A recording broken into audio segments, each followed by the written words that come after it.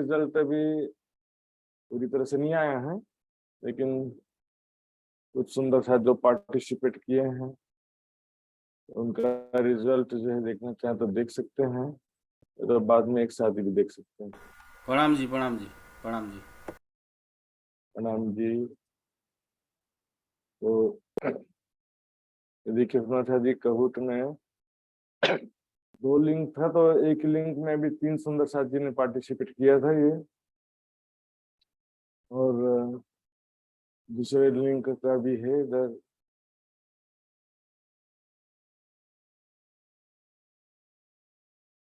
इसमें 4 प्लेयर थे, चंद्रा जी, खड़का सुंदर साथ जी, अनुज जी और गीता शंकर जी। यहाँ पर सबसे ऊपर चंद्रा जी हैं और वाले लिंक में पार्वती जी ऊपर थी।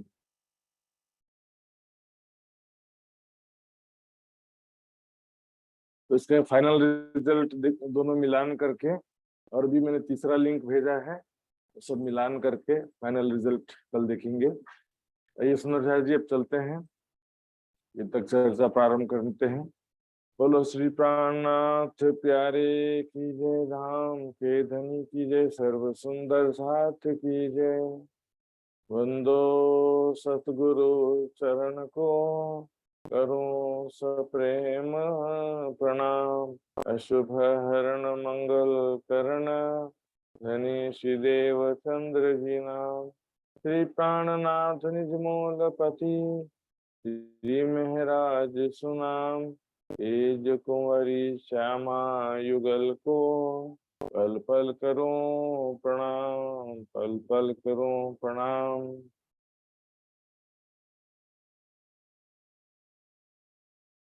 श्री महमत कहे मोमिनो, ए शरत करो याद।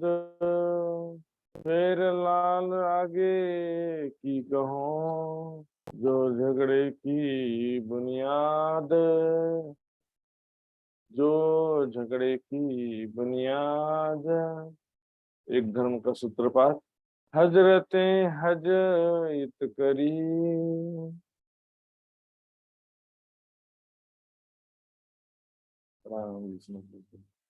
हजरते हज इत करी, वे परवर मच्छरती धाम के धनी अपनी ही शक्ति से लालदास जी के तन के माध्यम से कहलवा रहे हैं।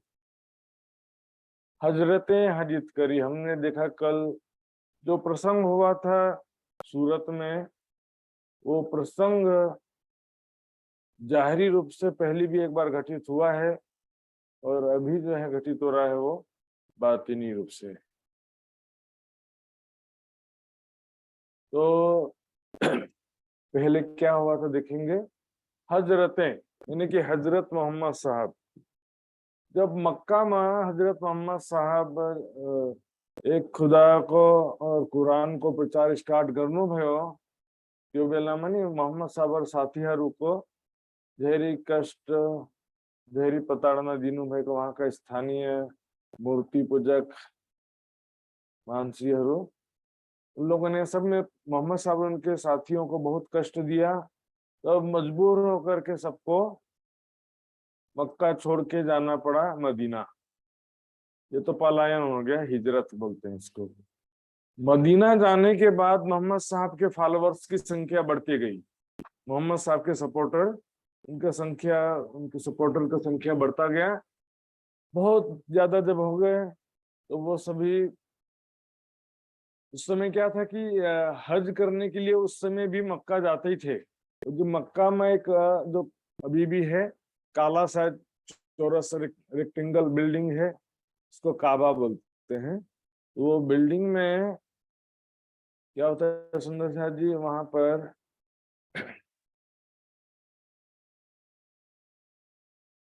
उस बिल्डिंग में जो उस समय 313 मूर्तियां थी उस समय, और अभी उतनी मूर्तियां तो नहीं है, लेकिन जितनी भी मूर्ति है अभी एक संज्ञा अस्वद है। तो जो मूर्तियां थी वहां पे, तुमको मालूम होगा, सबने फोटो तो देखा होगा, तो वहां पर पहले भी हज करने जाते ही थे।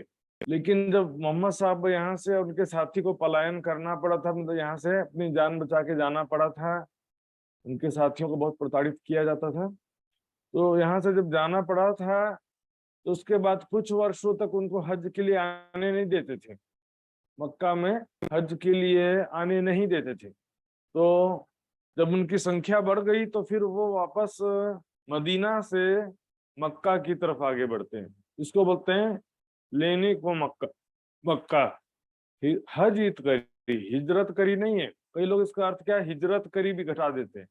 हज करना और हिजरत करना अलग है। हिजरत बोलते हैं मक्का से मदीना जाने को हिजरत बोलते हैं, लेकिन यहाँ तो हज करने की बात है और मक्का आने की बात है। तो मक्का शहर में सभी आते हैं जब संख्या बढ़ जाती है, और वहां पर स्थानीय लोग इनको रोक नहीं पाते हैं। वापस मक्का में और काबा में मोहम्मद साहब का कब्जा हो जाता है वापस उनको। तो उस समय उन्होंने वहां पर जो 313 मूर्तियां थी उसमें से एक को छोड़ के बाकी सब तोड़ दिया था। एक जो अभी भी है, इसको संगी अस्वद बोलते हैं लोग। ये वास्तव में कुछ लोग बोलते हैं कि शिवलिंग है, लेकिन शिवलिंग का तो कोई गुंजाइश नहीं है। पता नहीं क्या है, लेकिन काला रंग का एक पत्थर है। इसको बोलते हैं कि मोहम्मद साहब सॉरी आदम पैगंबर जब भीस्त से आए थे तो पत्थर लेके आए थे, ऐसा बोलते हैं। उसको क्या करके चुम चुम करके ना पतला कर दिया, फिर बाद में उसको ना सोने का जाली लगा दिया ताकि लोग उसको डायरेक्ट ना चूमे करके। इस तरह से तो उस यहाँ भी मक्का क्या हो गया, नूतनपुरी मक्का हो गया, और सूरत जो है मदीना शहर हो गया। शहर मदीना सूरत। तो यहाँ से प्राणनाथ जी को पहले मक्का से मदीना यानी जामनगर से सूरत आना पड़ा। अब सूरत में क्या हुआ कि यहाँ पर जो इससे पहले मक्का को कब्जा करने का मतलब क्या है कि जो सुंदर साथ पहले धामधनी बिहारी जी बोलते थे, बिहारी जी के अंदर धामधनी कहते थे, वो अब पहचान गए कि श्री महाराज जी के अंदर ही धामधनी है। इस प्रकार से इनका फतेह करी दज्जाल की, फतेह यानी विजय प्राप्त कर लिया। जो सुंदर साथ अभी तक कहते थे कि धामधनी बिहारी जी के अंदर ही हमारे धाम के धनी है, अब वो सभी सुंदर साथ को पहचान हो गया, और अब यहाँ से कूच करे दारुल बका, परम धाम की तरफ यहाँ से प्रस्थान करेंगे। मोहम्मद साहब के समय में मतलब क्या था कि वो मेराज में गए थे, मस्जिद हराम से मस्जिद अक्सा तक गए थे, तो उसके बाद परम धाम की तरफ गए थे। यहाँ से प्राणनाथ जी अब सूरत से चल पड़ते हैं पन्ना जी की तरफ। दारुल बका का मतलब यहाँ पर पन्ना जी से लिया जाता है। तो यहाँ पर मदीना जो शहर क्या कहा गया, सूरत शहर मदीना सूरत कहाँ से थी चले, जब मदीना शहर को बातिन में सूरत को मदीना कह रहे हैं और मक्का जामनगर को कहा जाता है। तो जामनगर में अब बिहारी जी की पराजय क्या हुई, ये सब सुंदर सा तले बुझनु भयो कि हम धामधनी का आवेश कहाँ हुनुहुन्छ, राज्य महाराज कसको हृदय में विराजमान छ, धनी सिद्धे चंद जी कसको हृदय में विराजमान हुनुहुन्छ। तो इस समय जो महाजरों मदद करी जो साथ सेवा में चले, तब इस समय में मुहाजिर, शुद्ध शब्द है मुहाजिर, मुहाजिर ये लिखे को था। तो मुहाजिर को शाब्दिक अर्थ होता शरणार्थी। यहाँ पर सब सुंदर साथ ने अपना घर परिवार और सब कुछ छोड़, या तो साथ में भी चले कुछ और कुछ लोग ने छोड़ के भी गए। 500 सुंदर साथ ऐसे यहाँ पर निकल गए जो अपना तन मन धन जीवन धामधनी के चरणों में समर्पित गर्नु भयो, और संसार की कोई भी उनके दिल में आशा नहीं थी। 3 मोमिनों की सिफत पहुंची बका में। जब मुहाजिर वहां पर अरब में देखेंगे तो जो सुंदर साथ मक्का से मदीना गए थे, सब छोड़ के जाना पड़ा था, उनको मुहाजिर कहा गया था कि उन्होंने मोहम्मद साहब का पूरा सपोर्ट किया, साथ दिया, और फिर वापस आकर के मक्का में कब्जा करने में भी उन्होंने सपोर्ट किया। इस यहाँ जैसे शरणार्थी मुहाजिर उनको भी बोलते हैं, जैसे भारत पाकिस्तान का बंटवारा हुआ तो जो मुसलमान भारत से पाकिस्तान गए उनको भी मुहाजिर कहा, लेकिन यहाँ पर वैसा शरणार्थी की बात नहीं है। जो सुंदर था तो सेवा में चले, अपना जीवन संसारिक आशा कामना इच्छाएं छोड़ करके हमदनी के चरणों में समर्पित होकर चल पड़ते हैं। तीन मोमिनों की सिफत पहुंची बका में, जब उन मोमिनों की सिफत जो परम धाम में जागृत होंगे और पहली बहिश्त में जब अखंड होंगे, वहां पर मोमिनों की सिफत होगी। सुंदर सा जी, पहली परम धाम में तो राज्य का प्यार सभी को लागी बराबर है। परम धाम में सभी आत्मा को लागी बराबर है, जो भी हो, शकुंडल हो चाहे सकुमार, यहाँ के कर्म के हिसाब से यहाँ के सबको अलग अलग रोल मिला है। यहाँ के हिसाब से परम धाम में राज्य का प्यार कोई प्रभावित नहीं होता है। यहाँ जो होगा वैसे भी हैप्पी एंडिंग होना ही है। लेकिन यहाँ पर पहली बहिश्त की बात है। पहली बहिश्त में ब्रह्म सृष्टि के जीव अखंड होंगे, तो कौन अखंड होगा? सिर्फ तारतम लिए पची मात्र पहली बहिश्त में जाने सक्षम, सिर्फ तारतम लेकर के पहली बहिश्त में नहीं जा सकते। अच्छा, जो भी ज्ञान, विश्वास, प्रेम, सेवा, समर्पण की कसौटी में खरा उतरेगा, उसकी सिफत पहली बहिश्त में अखंड हो जाएगी। पहली बहिश्त में काल माया और योग माया में जैसा करेंगे वैसा मिलेगा। परम धाम की बात अलग है।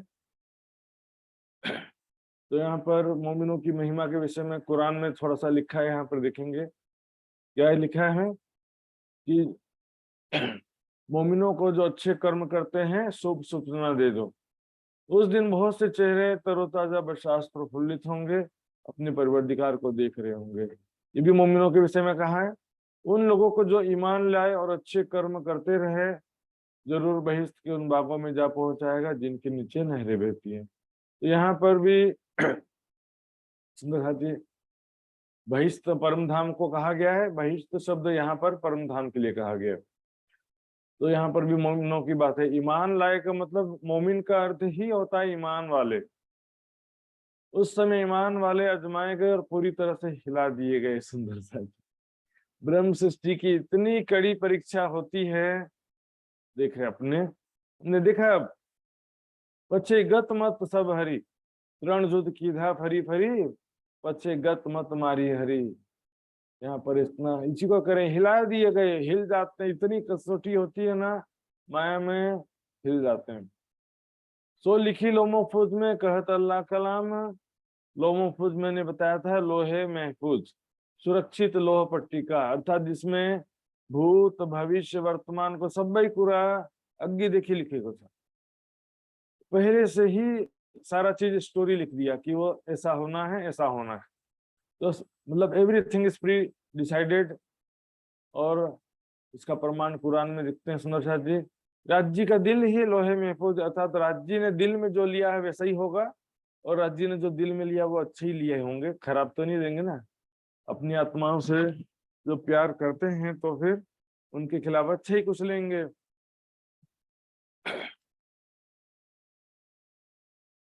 तो यहाँ पर प्रमाण देखते हैं लोहे महफूज के विषय में क्या लिखा कुरान में। धरती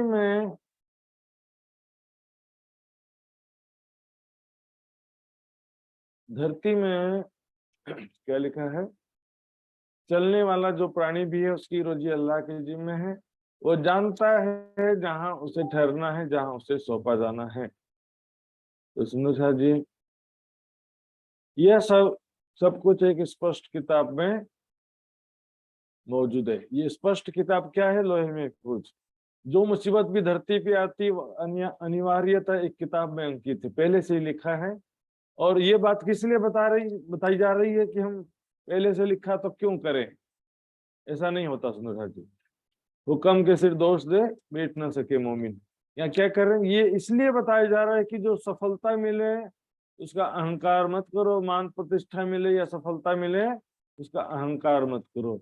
और जो चीज तुमसे जाती रहे अर्थात जो नुकसान हो जाए, गलती हो जाए, तो उसकी ग्लानी भी नहीं करना, ग्लानीपनी ना करना। देखेंगे उसके ज्ञान के बिना न कोई स्त्री गर्भवती होती है, न जन्म देती है, और न कोई ज्यादा और कम आयु को प्राप्त करता है। अनिवार्यतः यह एक किताब में लिखा होता है, पहले से ही लिखा हुआ। राज्य के हृदय में प्री प्लान सब कहा गया। सुंदर शाह जी, हक का प्यार इन पर ये बात बड़ी बुजुर्ग। धन धनी का प्यार जो है ये ब्रह्मात्माओं के प्रति धन धनी का परम्पार प्यार है। वो प्यार मात्र संबंध के कारण से, सुंदर सा निस्बत के कारण से।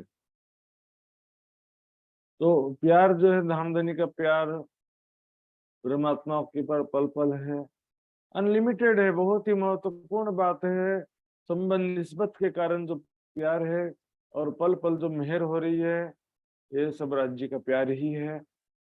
जिन सेवा करी सने सो तन मन दिया धन, जिन सुंदर साथ ने अपना सर्वस्व सारा जीवन सेवा में समर्पित कर दिया, तन मन धन जो है, जो भी जिसके पास जैसी स्थिति थी उसके हिसाब से उन्होंने सब समर्पित कर दिया। वो खासल खास मोमिन यही हैं जो प्राणनाथ जी के चरणों में समर्पित हो जाते हैं। उतरी अरवाहें अरस से तिनको ढूंढन का, जो उनको ढूंढने के लिए अब यहाँ से सूरत से चल पड़ते हैं। 500 सुंदर साथ का कारवा चल पड़ता है। शकुंडल सा कुमार को चले जगावन का, शकुंडल सा कुमार की आत्म को खोजने के लिए, जागृत करने के लिए निकल पड़ते हैं, जिससे कि सारी दुनिया धर्म विरोध धरामिने करता कुली दज्जाल, अज्ञान रूपी दज्जाल सबके हृदय में विराजमान होकर धर्म का धार्मिक विरोध उत्पन्न कर दिया है। और सभी जो है धर्म धार्मिक विरोध में आपस में हिंदू मुस्लिम ईसाई सिख सब लड़े जा रहे हैं। एक दिन होए एक का सब भजन करे भगवान। यदि ब्रह्म ज्ञान सबको प्राप्त हो जाएगा तो सारी दुनिया एक हो जाएगी और एक परमात्मा का सब मिल करके भजन करेंगे। गाजी बनी इसराइल तामिल श्रीदेव चंजी श्रीदान, ध्यान ध्यान देंगे यहाँ पर। बनी कहते हैं पुत्र को, इसराइल के वंशज यहूदियों को बनी इसराइल कहा जाता है। बनी इसराइल कसलाई भंशन यहूदी लाई किन भंशन हेरनु। इब्राहिम पैगंबर थे, उनके जो है 2 पत्नियां थी, दोनों के 2 पुत्र थे। सारा हजरा नाम की 2 पत्नियां थी। इसहाक और इस्माइल 2 बेटे थे। तो इसहाक का फिर से पुत्र हुआ याकूब। तो याकूब जो था वो इसहाक का पुत्र था, इब्राहिम का पोता था। याकूब का ही दूसरा नाम है इसराइल। तो इजराइल के जो वंशज हैं सभी यहूदी कहलाते हैं, यहूदी। इसलिए यहूदियों को बनी इसराइल कहते हैं। आज भी यहूदी कंट्री का नाम क्या है? इजराइल। इजराइल इसी से बना है, इजराइल शब्द है इनसे ही बना है। तो यहूदियों को वाणी में बातिनी रूप से कहते हैं हिंदू। हिंदू लाई के लिखनू भाई को है यहूदी। यहाँ पर यहूदियों में एक गाजी यानी धर्म योद्धा है, उसमें ब्रह्म मुनि सारे धर्म योद्धा हैं। और उसमें श्री देवचंद जी सिरदार, श्यामा जी स्वरूप देवचंद जी सिरदार हैं, मुखिया हैं ब्रह्मात्माओं के। लड़े रहा खुदाई के वास्ते जो महीने हजार, तो 1000 महीने से ज्यादा समय तक उन्होंने परमात्मा के प्रचार के लिए धर्म युद्ध लड़ा, प्रचार प्रसार किया। तो ये वही लीला चल रही है, इसलिए इसको बताया जा रहा है। 1000 महीने से बेहतर श्री देवचंद जी के तन में भी श्यामा जी की लीला हुई और मेहराज ठाकुर के तन में भी श्यामा जी की लीला है। दोनों मिलाकर के 1000 महीने से ज्यादा समय होता है। 83 लगभग 83 वर्ष और 4 महीना होता है 1000 महीने का। 3 से भी बेहतर, कही बेहतर का मतलब ज्यादा, उससे भी ज्यादा समय काल कहा गया है। तो सुंदर सा जी देखेंगे यहाँ पर इसराइल, ये लोग इसराइल को देवचंद जी कहा गया कहते हैं, लेकिन इसराइल को देवचंद जी नहीं कहा गया। यहाँ पर गाजी बनी इसराइल। इसराइल के पुत्रों में या वंशजों में एक योद्धा है, उसमें मतलब जो 1000 महीने से ज्यादा समय लड़ा, ऐसा आता है। और उसमें देखेंगे यहूदी का मतलब हिंदुओं में जो ब्रह्म मुनि प्रकट हुए हैं, तो सारे ब्रह्म मुनियों को गाजी कहा जा रहा है। और उसमें जो श्यामा जी सिरदार हैं, जो 1000 महीने से ज्यादा समय तक खुदा की राह में धर्म युद्ध किया जिन्होंने। तो यहाँ पर बनी इसराइल का मतलब ऐसे तो हिंदू होता है, लेकिन उसमें जो गाजी है यानी कि ब्रह्म मुनि, और ब्रह्म मुनियों में सिरदार श्री देवचंद जी श्यामा जी।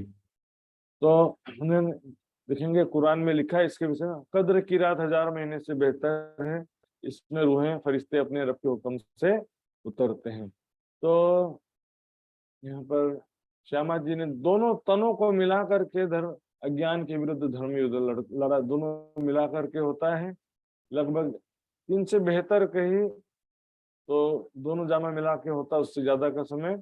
उस लड़ाई के वक्त में जिन्हों करी मदद, इस प्रचार प्रसार के समय में लड़ाई कोई शारीरिक तलवार की लड़ाई या बंदूक की लड़ाई नहीं है, ज्ञान की लड़ाई। ज्ञान का प्रचार प्रसार करने में जो कष्ट उठाया, जिन्होंने सुंदर साथ ने अपना तन मन जीवन समर्पित किया, उनके नाम कहते सुनियो चित्त दे साथ, उनका नाम यहाँ वर्णन कर रहे हैं। कुवत दई कादर ने पकड़े अपने हाथ। राज्य की मेहर से ही सब हो पाता। सुंदर साथ जी, राज्य महाराज ने उनको शक्ति दिया कि माया को छोड़ सके, राज्य की वाणी को समझ सके और अपने जीवन को राज्य के चरणों में समर्पित कर सके। राज्य को मेहर को बिना यह संभव थी ना, राज्य के मेहर से ये संभव हो पाता है, उसके बिना संभव नहीं हो पाता। सुंदर साथ जी, संग चले सेवन को ये जो मोमिन खासल खास, साथ में चल पड़ते हैं खासुल खास, विशेष अति विशिष्ट। सुंदर साथ जी, सुंदर साथ जी, हमारे जीवन, ये जीवन जो है पूरा जीवन घर में बैठे बैठे गंवाने के लिए नहीं है। सुंदर साथ जी, शरीर को एक तो स्वस्थ रखिए और उसके बाद क्या करना है, वानप्रस्थ आश्रम का नियम पालन करते हुए जब पुत्र का पुत्र हो जाए तो कम से कम तब तो हम अपना जीवन राज्य के चरणों में समर्पित करें, बाकी जीवन आश्रमों में या सुंदर साथ की सेवा में व्यतीत करें। देखेंगे यहाँ पर कैसे थे सुंदर साथ। श्री जी संग श्री बाई जी और भट्ट गोवर्धन, सेवा करी तन धन तो हुआ साथ में धन धन। बाईजू राज्य तो साथ में चलती ही है, मैंने बताया था। श्री प्राणनाथ जी और बाईजू राज्य का जीवन, दोनों का जीवन भले विवाहित थे लेकिन दोनों का जीवन सन्यासी जैसा ही था, दोनों का विरक्त जीवन जैसा था। भट्ट गोवर्धन भट्ट जी भी यहाँ पे मैंने बताया था अरब से आए थे और उन्होंने बहुत सारे जो पैसा कमा के लाए थे वो सारा तन धन लिखा दे हेरनुस, सेवा करी तन धन सो। उन्होंने शारीरिक और आर्थिक सेवा पूरा किया। सुंदर साथ में जो भी पैसा कमा के लाए थे सब प्राणनाथ जी की सेवा में अर्पित कर दिया। सुंदर साथ जी, तो राज्य महाराज जी की मेहर है, धन को रखें भी तो क्या कर सकते हैं। एक दृष्टांत आता है सुंदर साथ जी, एक धनवान सेठ था, बहुत ही मजेदार दृष्टांत है, सुंदर साथ ध्यान देंगे तो बहुत मजा आएगा। एक धनवान सेठ थे और उन्होंने पहले जमाने में क्या करते थे, वो मटके में सोने की मोहर रख के उसको जमीन में गाड़ देते थे। उन्होंने क्या किया, 1000 सोने की मोहर, 1000 सोने की मोहर एक मटके में रखा और पीछे जमीन गड्ढा खोद करके उसमें गाड़ दिया, कहीं कोई चोरी ना कर ले करके उसमें छिपा दिया। अब उसके मन में बेचैनी होती, मैंने रखा था सुरक्षित है कि नहीं, कहीं किसी ने चोरी तो नहीं कर लिया। के घर से फिर यार को दूसरे दिन रात में क्या किया, फिर गड्ढा खोदा और मटकी को बाहर निकाला। फिर गिनती तो कम नहीं है, ये देखने के लिए फिर से गिनती किया, पूरा गिनती किया, 1 2 3 4 999 1000, हाँ पूरा है। फिर मटकी भर के फिर जमीन में गाड़ दिया। फिर नेक्स्ट डे फिर बेचैन हो गया, पता नहीं सुरक्षित है कि नहीं मेरा पैसा, सोने की मोहरें कोई चोरी तो नहीं किया, गिनती कम तो नहीं हो गया। फिर बेचैन हो गया, फिर गड्ढा खोदा अगले दिन रात में। इस प्रकार हर दिन का नियम बन गया, हर दिन रात को वो गड्ढा खोदता था और गिनती करता था, फिर वापस गाड़ देता था। एक रात में चोर ने देख लिया, ज्यादा पैसा होता है ना सुंदर साथ जी, तो हम भी क्या करते हैं, ज्यादा पैसा होने पर उसका हिसाब किताब बार बार गिनती करना, कहाँ कितना डिपॉजिट है, कहाँ कितना है प्रॉपर्टी, थोड़े थोड़े दिनों में ध्यान से हम हिसाब किताब तो हम भी करना पड़ता है, संसार में भी लोग करते हैं। तो उसी प्रकार इन्होंने हिसाब हर दिन गिनते थे। तो एक दिन चोर ने देख लिया। चोर ने क्या किया, मटके में से 1000 सोने की मोहर निकाल लिया और 100 पत्थर के टुकड़े रख दिया, सॉरी 1000 पत्थर के टुकड़े रख दिया। पूरे सोने के मोहर निकाला, 1000 पत्थर के टुकड़े रख कर दबा दिया। अब अगले दिन सेठ जी जब खोदते हैं, देखते हैं मेरा सारा सोने की मोहर चोरी हो गया, मैं तो लुट गया, बर्बाद हो गया। आधी रात में रोना शुरू कर दिया। बर्बाद हो गया, लूट गया, किसने चोरी कर लिया मेरा सारा धन। तब आस पड़ोस वाले सारे इकट्ठे हो गए, क्या बात सेठ जी, आप इतनी रात में क्यों रो रहे हो? बताते हैं, मैंने यहाँ पर सोने की मोहर गाड़ के रखा था, किसी ने चोरी कर लिया। ऐसा एक समझदार व्यक्ति था उसमें, एक समझदार मानसी था, उसको समझाने लगता है कि, कहता है कि अच्छा बताओ, आप इसका करते क्या थे? आप इस सोने की मोहर का क्या करते थे? गिनते रहते, हर दिन गिनते थे बस, और कुछ तो करते नहीं थे।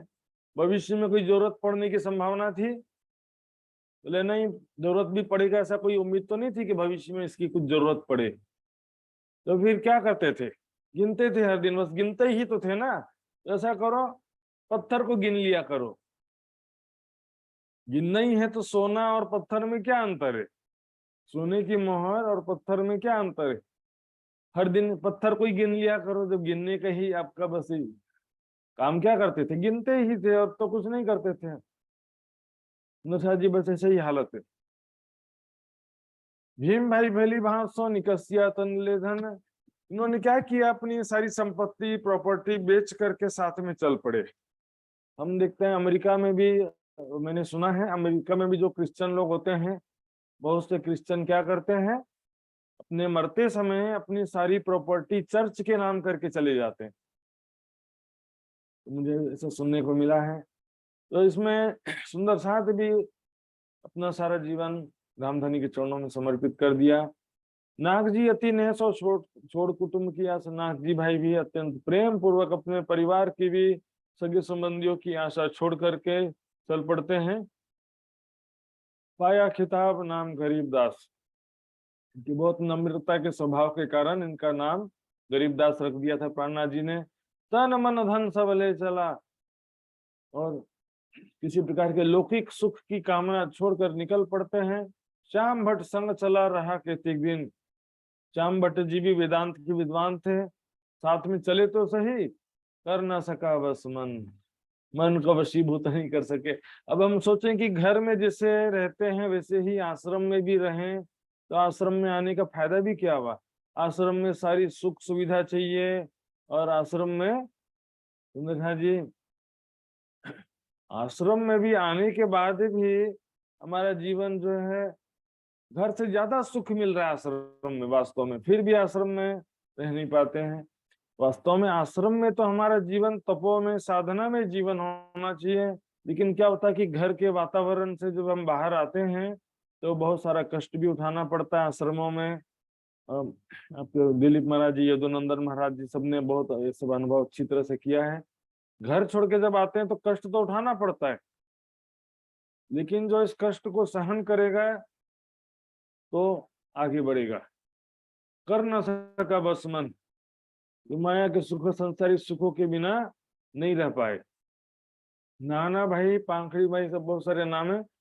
आखिर लो निभाया, कई सुंदर साथ आखिर तक, अपने जीवन के अंतिम समय तक प्राणनाथ जी के चरणों में समर्पित रहे, उनके साथ में सेवा में समर्पित रहे, वापस नहीं आए। कई सुंदर साथ प्राणनाथ जी के चरणों में गए तो सही, लेकिन बीच में वापस लौट आए, ऐसे भी कई थे। यमुनाबाई संग चली, छोड़ कुटुंब परिवार। यमुनाबाई जो बिहारी जी की सिस्टर थी, देवचंद जी की सुपुत्री थी, उन्होंने भी प्राणनाथ जी के स्वरूप की पहचान की, साथ में चल पड़े। उनका बेटा था छबिल दास, छबिल दास को भी साथ में ले चली। जो मेरा बेटा जो है प्राणनाथ जी की सेवा करेगा, उसका जीवन धन्य धन्य हो जाएगा। सुंदर साहब जी, लोग तो कहाँ माया में रहते हैं कि भाई अपने बच्चे को सब ज्यादा माया में नहीं, ज्यादा जो है बाबा नहीं बना देना है बच्चों को, थोड़ा थोड़ा ऐसी भी बात सुनने को मिलती है। अरे भाई बाबा मत बनाओ, लेकिन धार्मिक तो बनाना पड़ेगा।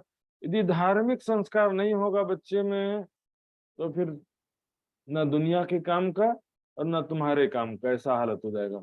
धार्मिक संस्कार होगा तो समाज का भी अच्छा काम करेगा, समाज में सेवा का काम करेगा, और माता पिता का भी बुढ़ापे में सेवा करेगा। धार्मिक संस्कार अत्यंत जरूरी होता है। उनको जमुना जी का बेटा जान करके श्री प्राणनाथ जी ने स्पेशली जल पिलाने की सेवा दिया था उनको, पानी पिलाने का सेवा पन्ना जी में छबिलदास जी का नाम आता है।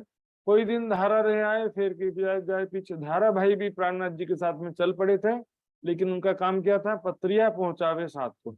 पत्रियां जो है, चिट्ठी जो है लाने ले जाने का काम करते थे, इसलिए प्राणनाथ जी के साथ हमेशा नहीं रह पाते थे। लालबाई संग चली श्यामबाई को ले। लालबाई लालदास जी की पत्नी, लालदास जी की पत्नी का नाम है लालबाई और बेटी का नाम है श्यामबाई। पत्नी बेटी सब साथ में चल पड़े। भाई जो जी की सेवा में रहती थी दोनों, लालबाई और श्यामबाई। लालदास संग चले खाली लेकर के हाथ। सुंदर साथ जी खाली हाथ चले, इसलिए उसका कुर्बानी कम नहीं है सुंदर साथ जी। यहाँ तो लूला लंगड़ा भिखारी की भी संसारिक आशा नहीं छूटती है। जब संसारिक आशा छोड़ना इंपॉर्टेंट है, यहाँ पर खाली हाथ चले ये इंपॉर्टेंट नहीं है, क्योंकि जिससे जो सेवा लेना होता वो लेते हैं। इनसे धन की सेवा नहीं लेना था, इनसे लेना था ज्ञान की सेवा। ज्ञान के क्षेत्र में सबसे ऊपर पहुंचा दिया राज जी ने। भले ही माया के कारण से धक्का हुआ बोलेंगे, लेकिन वास्तव में दुख तो हुआ ना। तो लालदास जी को जितना कष्ट हुआ, दुख हुआ, उतना सुख भी राज जी देते ही है। संसार का नियम है सुंदर शाह जी, जितना दुख उतना राज जी की मेहर। और खाली हाथ का मतलब लोग सोचेंगे तो खाली हाथ था, ऐसा नहीं होता सुंदर साथ जी। यहाँ पर मुनीम जी ने कहा भी था, मैंने कल बताया था कि उधारी मिल जाएगा, दोबारा बिजनेस शुरू करते हैं करके। लेकिन लालदास जी ने मना कर दिया, नहीं अब माया में नहीं पड़ना है, अब बाकी जीवन मुझे सुंदर साथ की सेवा में समर्पित करना है। सूरत से थी चल के आए पहुंचे गुजरात। गुजरात बने को के अहमदाबाद। सूरत बड़ा अहमदाबाद आई पुगनु है। यानी राह खुदाई के वास्ते दड़े, खुदा के राह में, अर्थात ब्रह्म ज्ञान के प्रचार प्रसार में, ब्रह्म आत्माओं को जगाने के लिए, सारे जगत जीवों के मुक्ति के लिए यहाँ से चल पड़े हैं। 4 दिन रहते हैं, वहां से कुछ करके सिद्धपुर पहुंचे, वहां से चल के सिद्धपुर पहुंचते हैं। बहुत सारे सुंदर साथ माया के सुखों के वास्ते वापस चली भी गए। उम्र खोई 3 में बहुत भौतिक सुख विलासिता पूर्ण जीवन में अपना समय खराब कर दिया। प्राणनाथ जी के चरणों में समर्पित होते तो वह जीवन धन्य धन्य हो जाता। सिद्धपुर के बीच में रहे 22 दिन। भगवान उपाध्याय ने सेवा करी करी अति मगन। वहां पर भगवान उपाध्याय, जिसका दूसरा नाम था रेवादास भी था, सेम पर्सन। तो उन्होंने तीर्थ गुरु के रूप में मिले थे और प्राणनाथ जी सुंदर साथ की रहने की व्यवस्था, खाने की व्यवस्था में बहुत हेल्प किया, उन्होंने सेवा किया। जाते समय श्री प्राणनाथ जी ने एक सोने की मोहर उनको भेंट में दिलवा दिया सुंदर साथ से कह के। तो बोला इनके पास तो बहुत सारे सोने का मोहर होगा। फिर लालच करी ऊपर, एक हाथ मोहर और मिल जाती तो बड़ी मेहरबानी होती। गोवर्धन जी कहते क्या मांग रहे तुम, पहचान करो प्राणनाथ जी के स्वरूप की। ये तुमको कुछ अलौकिक मांगो इनसे, अपने आत्म कल्याण की इच्छा व्यक्त करो, ब्रह्म ज्ञान की इच्छा व्यक्त करो।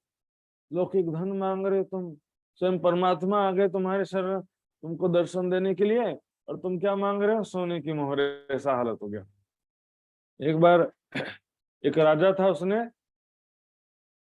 नगर चौराहे में सारा खजाना लेके बैठ गया राजा, और बोला जिसको जितना खजाना है ले जाओ, जिसको जो भी सोने की मोहर चाहिए, खजाना चाहिए, वो ले जाइए। तो सब लोग भर भर के खजाना ले जाने लगे। तो एक बुढ़िया आती है और राजा को ही पकड़ लेती, मुझे तो बस तू चाहिए। तो राजा मिल गया तो खजाना भी मिल गया कि नहीं मिल गया, बताइए। परमात्मा से परमात्मा की इच्छा व्यक्त करना चाहिए। तब वो गोवर्धन जी के कहने पर उसने अर्जी किया और प्राणनाथ जी के चरणों में प्रणाम करते हुए कहा कि मेरी आत्मारात्म की पहचान कराओ, मेरी आत्मा को जागृत करो, मुझे ब्रह्म ज्ञान प्रदान करो, या मेरी आत्मा का कल्याण हो, ऐसा उपदेश करो। तब उन्होंने 4 सुकन चलते गए। प्राणनाथ जी ने जाते जाते 4 शब्दों, 4 लाइनों में, 4 वाक्यों में उनको कहा याद करो निज धाम, अपने निज घर को याद करो, तुम कहाँ से आए हो। जमुना ताल घाट की जमुना जी, और वहां पर जो 7 घाट हैं, जगमगाते वृक्ष, दूध सभी उज्ज्वल, मिश्री सभी मीठा जमुना जल, हौज को सर तालाब, और रंगमहल के सामने जो अक्षरधाम है उसको याद करो। ब्रजरास में हम थे, भी तीसरी आयत। परम धाम से हमने दुख का खेल का देखने का इच्छा किया। सबसे पहले हम ब्रजरास लीला में आए थे, इच्छा पूरी नहीं हुई तो तीसरे फिर से इस जागनी ब्रह्मांड में आना पड़ा। तो उसने कहा जिस प्रकार अब खेल देख पीछे फिरे जाए लगे हम थे, तो खेल देख करके वापस परम धाम जाना है, धामधनी के चरणों में जागृत होना है। इतना ससार गर्भित 4 लाइन में उनको वर्डिंग में 4 लाइन में शब्द कहा। और भगवान दास ने इस सारी बातों को सुनकर अच्छे से याद कर लिया, दिल में रखा, भूला नहीं। समझ में नहीं आया बुझनु भाई ना, तर याद याद कर लीनु भाई, याद करके उसने 6 महीना तक किसी से नहीं बोला, मंत्र जैसा जपते रहा, याद करो निदान जमुना ताल घाट की और अक्षर मुकाम, से मंत्र के जस्ते ही जपते रहा 6 महीना तक। एक दिन केशव भट्ट जी से उनका बातचीत हो रहा था, केशव भट्ट उनके मित्र के जैसे थे, तो उनको बताते हैं, उनको सामने कह देते हैं कि 6 महीना पहले एक क्षत्रिय महात्मा यहाँ से निकले थे, जो उन्होंने हमको प्रबोध दिया, हमको उपदेश दिया था 2-4 शब्दों में। जब केशव भट्ट कहते हैं उसको मुझे बताओ, सोई वचन हमसे को क्या कहा था तुमसे उसने। बताते हैं सेम टू सेम पूरा बता दिया, कह दिखाया धाम, वो सारा बता दिया जो भी चुपाई हमने पढ़ा था, यमुना ताल घाट की और अक्षर मुकाम याद करो निज धाम, ये सारी बातें उनको सुनाया। तब केशव भट्ट तुरंत तो पहचान जाते हैं और कहते हैं यह तो अक्षरातीत था, तुम न करी पहचान। वो तो साक्षात अक्षरातीत थे, जिनके विषय में ग्रंथों में लिखा था कि बुद्ध निष्कलंक स्वरूप में प्रकट होंगे, अक्षरातीत पर ब्रह्म है। तुम्हारे दुर्भाग्य विषय में क्या कहूं, 1 महीना तक तुम उसके साथ में रहे, फिर भी उनको तुमने नहीं पहचाना।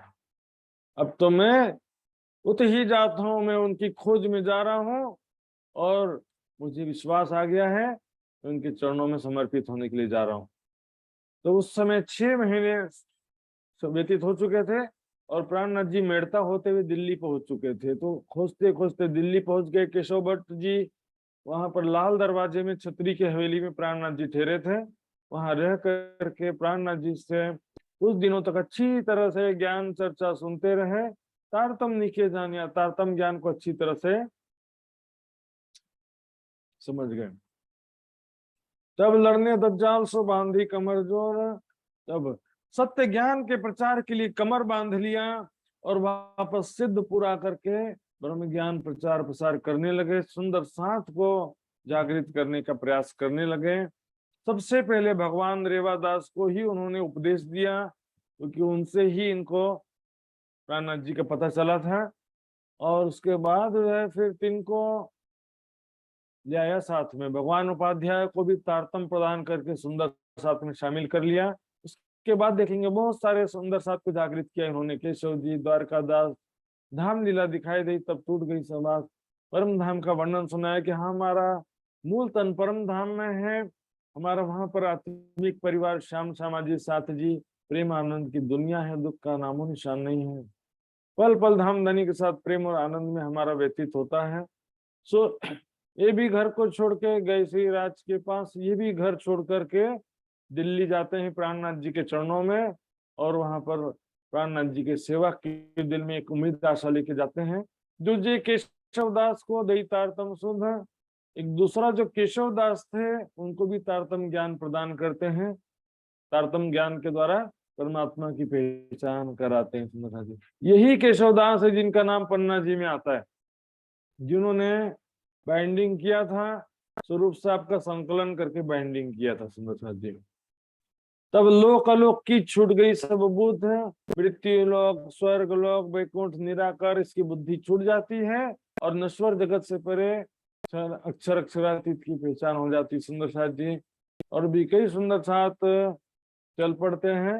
थाना थापिया सिद्धपुर में केशव भट्ट के घर, सिद्धपुर में केशव भट्ट जी के घर पर थाना, थाना मतलब जागनी केंद्र स्थापित किया सुंदर साथ जी। जागनी केंद्र का क्या मतलब, जहां से ब्रह्म ज्ञान का प्रचार भी हो, सत्संग हो, चितवनी हो, एक बात जो सुंदर साथ जी जैसे चलता है विचारधारा की मंदिर जो है ज्ञान में बाधक है, ऐसा सोचते हैं लोग।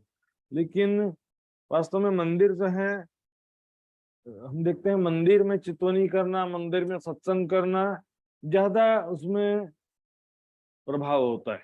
सिर्फ एक हॉल बना दें और उसमें मंदिर ना हो, राज्य की सेवा ना हो, सिर्फ हॉल में जाएंगे तो ऐसा लगता है पता नहीं कहाँ बैठे हैं, कहाँ आ गए।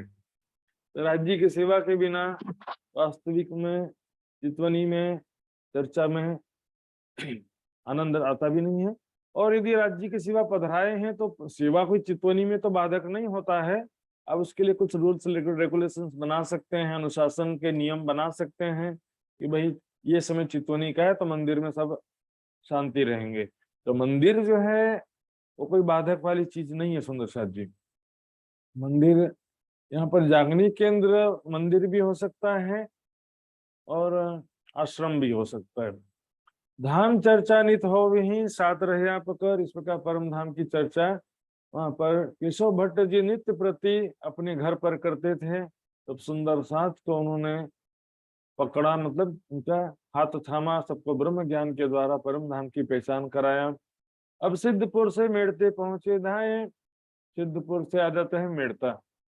तो आज इसमें सजी नक्शा जो है वो देखने का प्रयास करते हैं, नक्शा खुला है कि नहीं खुला। हाँ चले गया नक्शा। अभी तो मैं थोड़ी देर में दिखाऊंगा नक्शा सुंदर साथ जी। तो इस प्रकार सिद्धपुर से चल करके मेड़ता पहुंच जाते हैं। तो देखेंगे सुंदर साथ जी मेड़ता कहाँ पर है, ये देखिए वो यहाँ से सूरत से अहमदाबाद आए, अहमदाबाद से सिद्धपुर, सिद्धपुर से पालनपुर होते हुए ये आगे मेड़ता, मेड़ता राजस्थान में है। और फिर आगरा मथुरा होते हुए दिल्ली पहुंचते हैं। अब यहाँ पर कहाँ पर आ गए, मेड़ता आके सुंदर साथ जी। तो मेड़ता में जब पहुंचे तो वहां पर एक हवेली लेकर के ठहरते हैं। देखते हैं कि कोई भी चर्चा सुनने के नहीं आता। क्यों नहीं आता है? क्या यहाँ के लोग इंटरेस्टेड नहीं है? तो पता चला कि वहां पर एक लाभानंद नाम का यति है जो बहुत तांत्रिक भी है। योग तंत्र मंत्र क्रियाओं के द्वारा उसने बहुत सारे भूत प्रेत को अपने वश में कर रखा है। जो उसका कहना नहीं मानता है उसके घर में वो नुकसान कर देता है, उसके घर में परेशान करता है, आग लगवा देगा या तो उनका घर तोड़वा देगा, कुछ ना कुछ गड़बड़ कर देता है। डर के कारण कोई भी आता नहीं था सुंदर शाह जी। तब श्री प्राणनाथ जी ने सोचा कि चलो लाभानंद जति से मिला जाए, देखें कितना शक्ति है इसके अंदर। तो उसके पास आ करके उससे ज्ञान वार्ता शुरू करते हैं। ब्रह्म ज्ञान के विषय में हम वार्ता करने के लिए आए हैं। आत्मा परमात्मा के विषय में पहचान कराइए हमको, आत्मा का स्वरूप कैसा है, परमात्मा का स्वरूप कैसा है। सृष्टि की रचना नहीं हुई थी तब परमात्मा कहाँ था, सृष्टि की रचना किस लिए हुई है और मोक्ष की प्राप्ति किस प्रकार हो सकती है, परमात्मा का स्वरूप धाम लीलाएं कैसी हैं, इस विषय में ज्ञान वार्ता होती है। इसको कहते हैं तत्व ज्ञान या ब्रह्म ज्ञान। 10 दिन चर्चा में, 10 दिन तक ज्ञान वार्ता होती रही। कोर्ट और हुआ जब बंद, किसी भी प्रश्न का जब जवाब नहीं दे सके लाभानंद जी, किसी भी प्रश्न का जवाब नहीं दे सके प्राणनाथ जी का, तब कहीं महात्म मेरा गया, मेरा तो महत्व महिमा समाप्त हो जाएगा, प्रसिद्धि प्रतिष्ठा सब समाप्त हो जाएगी।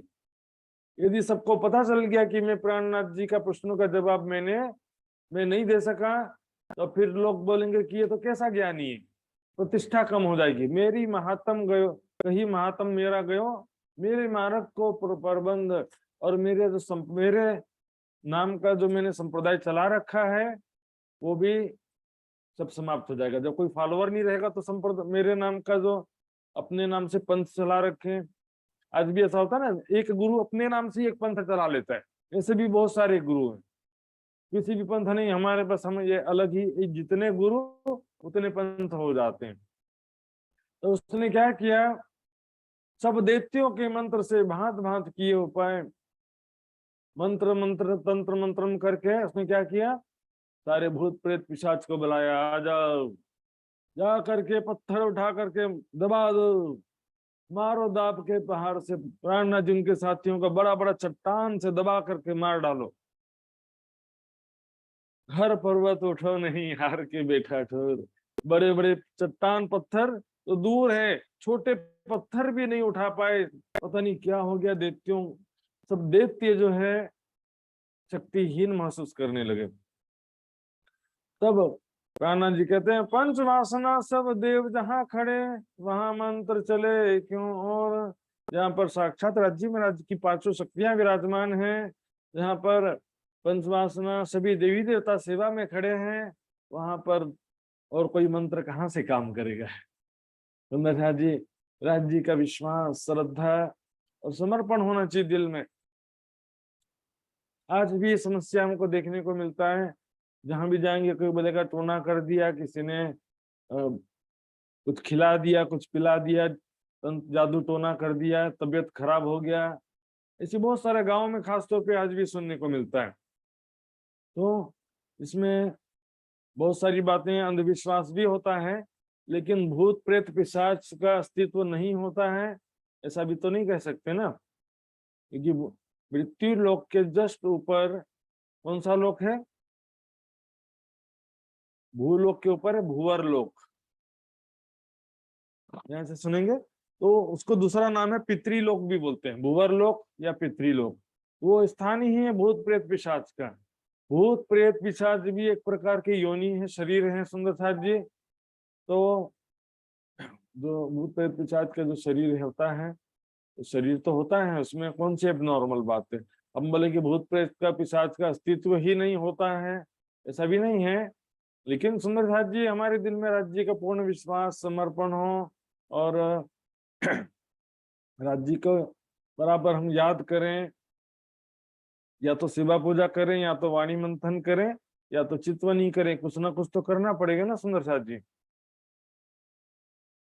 जब मैं 25 साल पहले घर से निकला था, तो मेरे माता पिता ने क्या किया, पिताजी ने एक तांत्रिक के पास जाकर के उससे कुछ कुछ क्रिया करवाया कि जिससे मेरा बेटा वापस आ जाए। तो पता नहीं, मुझे तो कुछ पता नहीं चलता, लेकिन कुछ लोगों का कहना है कि पहले की बात है, 10-15 साल पहले की बातें हैं, तो उनका कहना था कि मेरे अंदर किसी छाया को देखा करके, किसी भूत प्रेत जैसा शक्ति को देखा। मैंने बोला मुझे तो कभी भी अनुभव नहीं हुआ और मुझे कोई तकलीफ भी नहीं है, हम दोनों साथ ही मिलके रहते करके। इसमें तुम्हें था जी, एक्चुअल में ये सब बातें मैं ऐसा नहीं कह सकता कि ये तो सुन किसी ने कहा, क्या आधार पर कहा मुझे नहीं मालूम। लेकिन भूत प्रेत पिशाच अस्तित्व नहीं होता ऐसा नहीं कह सकते। भागवत में भी आता है, धुंधकारी का जो कथा आता है उसमें भी आता है कि प्रेत योनि को प्राप्त हुआ, धुंधकारी जो था प्रेत योनि को प्राप्त हो गया। इस तरह से ये एक योनि है, पितृलोक कहते हैं, जहाँ पर भूत प्रेत पिशाच का स्थान होता ही है सुंदर साथ जी। और ये वितक का ये प्रसंग सबसे बड़ा प्रमाण है। तो सुंदर साथ जी, इस प्रकार जो है सारे दैत्य भी, भूत प्रेत सब मिल करके बड़े बड़े पत्थर उठाने का प्रयास किए तो भी नहीं उठा पाए। तब हार करके उसने क्या किया, शून्य समाधि में लीन हो गया, आसन कर बैठा शून्य। शून्य समाधि में थोड़ी देर तक सिद्धियां प्राप्त करने का कोशिश करता रहा, लेकिन खोज खोज खाली भय हार गया। उसको कोई भी शक्ति काम नहीं कर रही थी। पहले जो बहुत सारी सिद्धियां उसके अंदर थी, सारी सिद्धियां समाप्त हो गई, कोई सिद्धि काम नहीं आई। तब ग्रह के बैठा मौन, मौन व्रत धारण करके बैठ गया। एक हवेली लेके तहां विराजे श्रीराज प्राणनाथ जी वहां पर एक हवेली किराए पर लेकर के विराजमान थे। तब ये बात जैसे ही सारी वहां की प्रजा लोग को, मेड़ता शहर के निवासियों को पता चली कि लाभानंद जति प्राणनाथ जी का कुछ भी नहीं कर पाया, प्राणनाथ जी ने ज्ञान वार्ता में भी हरा दिया और शक्ति में भी जो है विजय प्राप्त कर लिया, अतः लाभानंद जति के भूत प्रेत प्राणनाथ जी का कुछ भी नहीं बिगाड़ पाए। तो लोगों को क्या एक प्रकार से आड़िका लीला जैसा हो गया। तो भीड़ के भीड़ लोग आने लगे, घेर रहे मधुमाखी, जो मधुमक्खी का जैसे गुड़ में मधुमक्खी होता है ना, उस तरह से भीड़ की भीड़ सारे लोग आने लगे, पूरी प्रजा, जैसे ऐसे महान संत का दर्शन करें जिन्होंने लाभानंद यति को भी ठंडा कर दिया। लाभानंद के अत्याचार से सारे प्रजाजन प्रताड़ित थे, उनके भूत प्रेत को बेच करके कितने लोगों का घर बर्बाद किया था उसने। सारे लोग आते हैं, जब उनका भी उन्होंने शांत कर दिया तो निश्चित रूप से कोई बहुत बड़े ब्रह्म ज्ञानी संत हैं, ऐसा सोच करके लोग भीड़ के भीड़ प्राणनाथ जी के दर्शन के लिए आते हैं यहाँ पर। तो यहाँ पर कुछ सुंदर साथ का नाम आता है, जिसमें से सबसे मुख्य है राजा राम भाई। अगरवारे बनियामिने आया राजा राम। राजा राम भाई अगरवारे मतलब अग्रवाल, राजा राम अग्रवाल जो बनिया जाति के थे, उन्होंने अपने परिवार समेत समर्पित होते हैं और सपरिवार सब मिलकर के सेवा करते। झांझन आया साथ में, झांझन भाई भी यहाँ पर, और मकरंद भाई, ऐसे बहुत से सुंदर साथ जागृत होते हैं। ये सभी सुंदर साथ मिल करके यहाँ से लेकर पन्ना जी में पहुंचने के बाद भी 3 वर्ष तक, लगभग ये 1734 का समय था अभी, और पन्ना जी में पहुंचे 1740 के 3 साल और 1743 तक, कल लगभग 9 साल तक इन्होंने सारा सेवा किया। पतली कमरी ओढ़न की आवती से, ये सुंदर साजी कपड़े वस्त्र पतले कंबल और खर्चा पैसा सारा इनके पास से पहुंचता था। प्राणनाथ जी जहां भी रहे सिवा इनके पास से पहुंचता था। ये उन्होंने यहाँ के सुंदर साथ ने ये मुख्य रूप से सेवा किया। आज भी पन्ना जी में जो प्रवेश करते हैं ना, वहां पर एक गेट बना हुआ है, उसका नाम है राजा राम झांझन भाई द्वार। तो राजा राम भाई और झांझन भाई 2 मुखिया थे मुख्य रूप से यहाँ पर। तो ये घटना और होती है यहाँ पर, लेकिन सुंदर जी यहाँ पर जो अभी दृश्य था, सारी पूरी प्रजा जो है भीड़ के भीड़ प्राणनाथ जी के दर्शन के लिए, चर्चा सुनने के लिए आती है। ये समय बिल्कुल कयामत के समय का जैसी स्थिति दिखाई दे रही थी। जगत के अंतिम समय में क्या होगा, दुनिया सारी दौड़ सी करने को दीदार, सारी दुनिया भीड़ के भीड़ प्राणनाथ जी के चरणों में आएगी, कहा है ना वाणी में। तो वो स्थिति यहाँ पर छोटा रूप दिखाई दे रहा था, बिल्कुल ऐसा लग रहा था कि ये कयामत का समय आ गया है। लास्ट में क्या होगा, सारे दुनिया को जब जागृत बुद्धि मिल जाएगा तो सारी दुनिया जो है प्राणनाथ जी के चरणों में आ जाएगी। यहाँ पर एक प्रसंग बीच में जो देखेंगे सुंदर साथ जी, आपने सुना होगा ललिता सखी। ललिता सखी को वो बचपन से कुरूप थी, सुंदर नहीं थी, तो उसको जो है प्राणनाथ जी ने जल छिड़क कर सुंदर बना दिया। आपने सुना भी होगा, प्राणनाथ जी सीरियल में भी देखा होगा। पर सुंदर जी समस्या क्या है कि ये प्रसंग जो है किसी भी वितक में लिखा नहीं है, न मूल वितक में लिखा है न दूसरे किसी वितक में लिखा है। तो एग्जैक्ट स्टोरी क्या है इसका, इस विषय में थोड़ा अनुमान चलता है। लोग, बहुत से लोग अपने अपने तरीके से अनुमान लगाते हैं। इसलिए देखेंगे इसका जो है 3 प्रकार की विचारधारा जो प्रचलित है। पहली विचारधारा में क्या कहते कि वो तो बहुत कुरूप थी, सुंदर नहीं थी, तो प्राणनाथ जी ने स्नान करते समय उस पर जल छिड़क कर सुंदर बना दिया। प्राणनाथ जी ने स्नान करते समय वो पास में आ गई तो उसको जल छिड़क कर सुंदर बना दिया। दूसरा विचारधारा है कि पन्ना जी में स्नान करते समय प्राणनाथ जी ने उस पर जल छिड़का था। उसका चुपाई भी आता है, लेकिन वो जस्ट लाइक जोकिंग, हंसी मजाक कर रहे थे। प्राणनाथ जी ने सबको जल छिड़क देते थे नहाते समय, तो सुंदर साथ बेचारे दुखी सुंदर साथ हंसने लगते थे। इस प्रकार प्राणनाथ जी हंसी मजाक करते थे, ऐसा आता है उसमें भी। वहां पर भी सुंदर बनाने का वर्णन नहीं है। तो हम देखेंगे तीसरी विचारधारा क्या कहती कि वो कुरूप भी नहीं थी और ना उन पर जल छिड़का। जब कुरूप ही नहीं थी तो जल छिड़क के सुंदर बनाने का बात ही कहाँ आता है। तो तीसरी विचारधारा भी कुछ आधारित है सुंदर साथ जी, देखेंगे। सबसे पहले देखते पहली विचारधारा, स्नान करते समय जल छिड़क कर सुंदर बना दिया। सवाल ये उठता कि प्राणनाथ जी राजा राम भाई के घर पे नहीं ठहरे थे, एक हवेली लेके ठहरे थे, जो कि वितक की चुपाई से स्पष्ट होता है। वहां पर भी मैंने बताया आपको, क्या देखेंगे, एक हवेली लेके तहाँ विराजे श्रीराज। एक हवेली लेकर के वहां पर विराजमान हो गए थे, ठहरे थे सुंदर साथ प्राणनाथ जी। तो नहाने के लिए राजा राम भाई के घर जाने का क्या कारण बना? राजा राम भाई के घर में नहाते समय फिर कोई धनवान की लड़की थी इसलिए जल छिड़क दिया, ऐसा भी नहीं है। यदि सिर्फ नहाने के कारण बोलेंगे कि धनवान की लड़की थी इसलिए जल छिड़क दिया, ऐसा भी नहीं है। ललिता सखी का जो सेवा समर्पण है उसके कारण जो है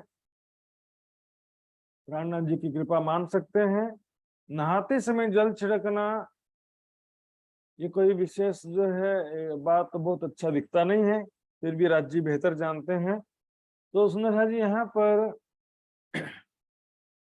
दूसरा विचारधारा है पन्ना जी का, तो मैंने बता दिया। वहां पर जो चुपाई है वहां पर हंसी मजाक करने की बात आती है, सुंदर बनाने की बात नहीं आती है।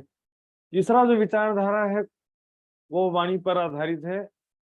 वाणी में क्योंकि इसके विषय में जो एक प्रकरण है, ललिता सखी का प्रसंग कहीं भी नहीं लिखा है, लेकिन सिर्फ एक प्रकरण है किरंतन ग्रंथ में, वारी रे वारी मेरे प्यारे कोट बेर ललिता कुर्बानी मेरे धनी जी कायम सुखकारी।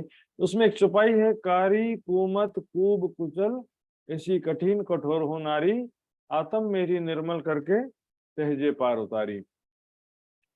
तो ध्यान देंगे यहाँ पर आत्म निर्मल करने की बात है चुपाई में, ये पूरा अच्छा आत्म निर्मल करने की बात है।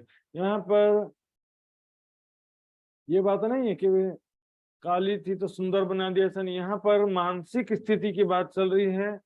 मानसिक स्थिति जो है वो कैसी? कुमति, कुमति है ना, बुद्धि माया में लगी हुई थी। काली का मतलब हृदय तमो गुण से युक्त था। तो यहाँ पर बातिनी भाव होता है सुंदर साथ जी, आत्म निर्मल करने की बात है। लेकिन एक चीज जरूर है, कोट बेर ललिता कुर्बानी। संसार में क्या होता है, कोई लड़की सुंदर है या सुंदर हो जाए तो उसको क्या करेंगे, संसार में प्यार करने वाले बहुत सारे लोग रहेंगे, माता पिता पति पत्नी बच्चे दोस्त सब लोग क्या करेंगे, उसको संसार में सभी तरफ से प्यार मिलेगा। माया में ज्यादातर डूब जाते हैं ऐसे लोग, माया के ख्यालों में खोए रहते हैं, अपना जीवन संसार में भौतिक सुखों में व्यतीत करते हैं। लेकिन ललिता सखी आज के युवाओं के लिए एक प्रेरणा स्रोत है। उन्होंने अपना जीवन शादी करके घर गृहस्थी में बिताने के बजाय प्राणनाथ जी सुंदर साथ की सेवा में समर्पित कर दिया। सुंदर साथ जी, कोई आज के समय में लड़कियों की क्या इच्छा होगी कि बड़े घर में शादी हो जाए, अच्छे घर में शादी हो जाए। लड़के लोग की क्या इच्छा होता है कि अच्छे से ज्यादा पैसे वाली नौकरी मिल जाए। तो इस तरह से जो संसारिक इच्छाओं में आज का युवा डूबा हुआ है, वास्तव में पैसा बहुत सारा मिल जाए, बड़े घर में शादी हो जाए या बहुत सुंदर भी हो जाए तो भी जीवन में सुख शांति नहीं मिल पाता है।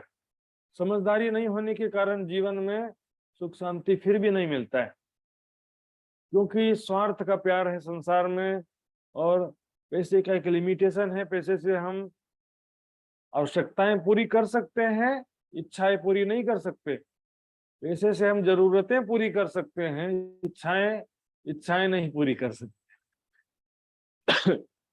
कहा ना, आवश्यकताएं फकीर की भी पूरी होती हैं, इच्छाएं बादशाह की भी पूरी नहीं होती।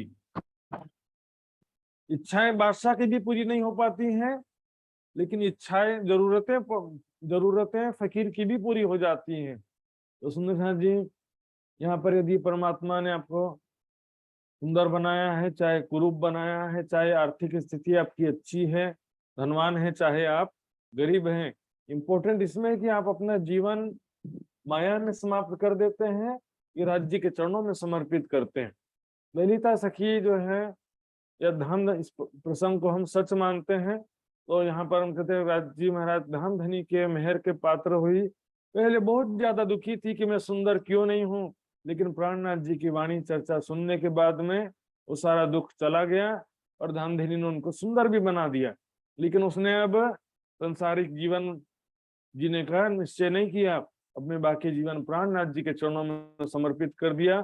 सुंदर साथ की सेवा करते हुए बाकी जीवन बिताऊंगी, ऐसा उन्होंने निश्चित किया। यहाँ से अब जसवंत सिंह के विषय में प्राणनाथ जी को पता चलता है, राजा जसवंत सिंह।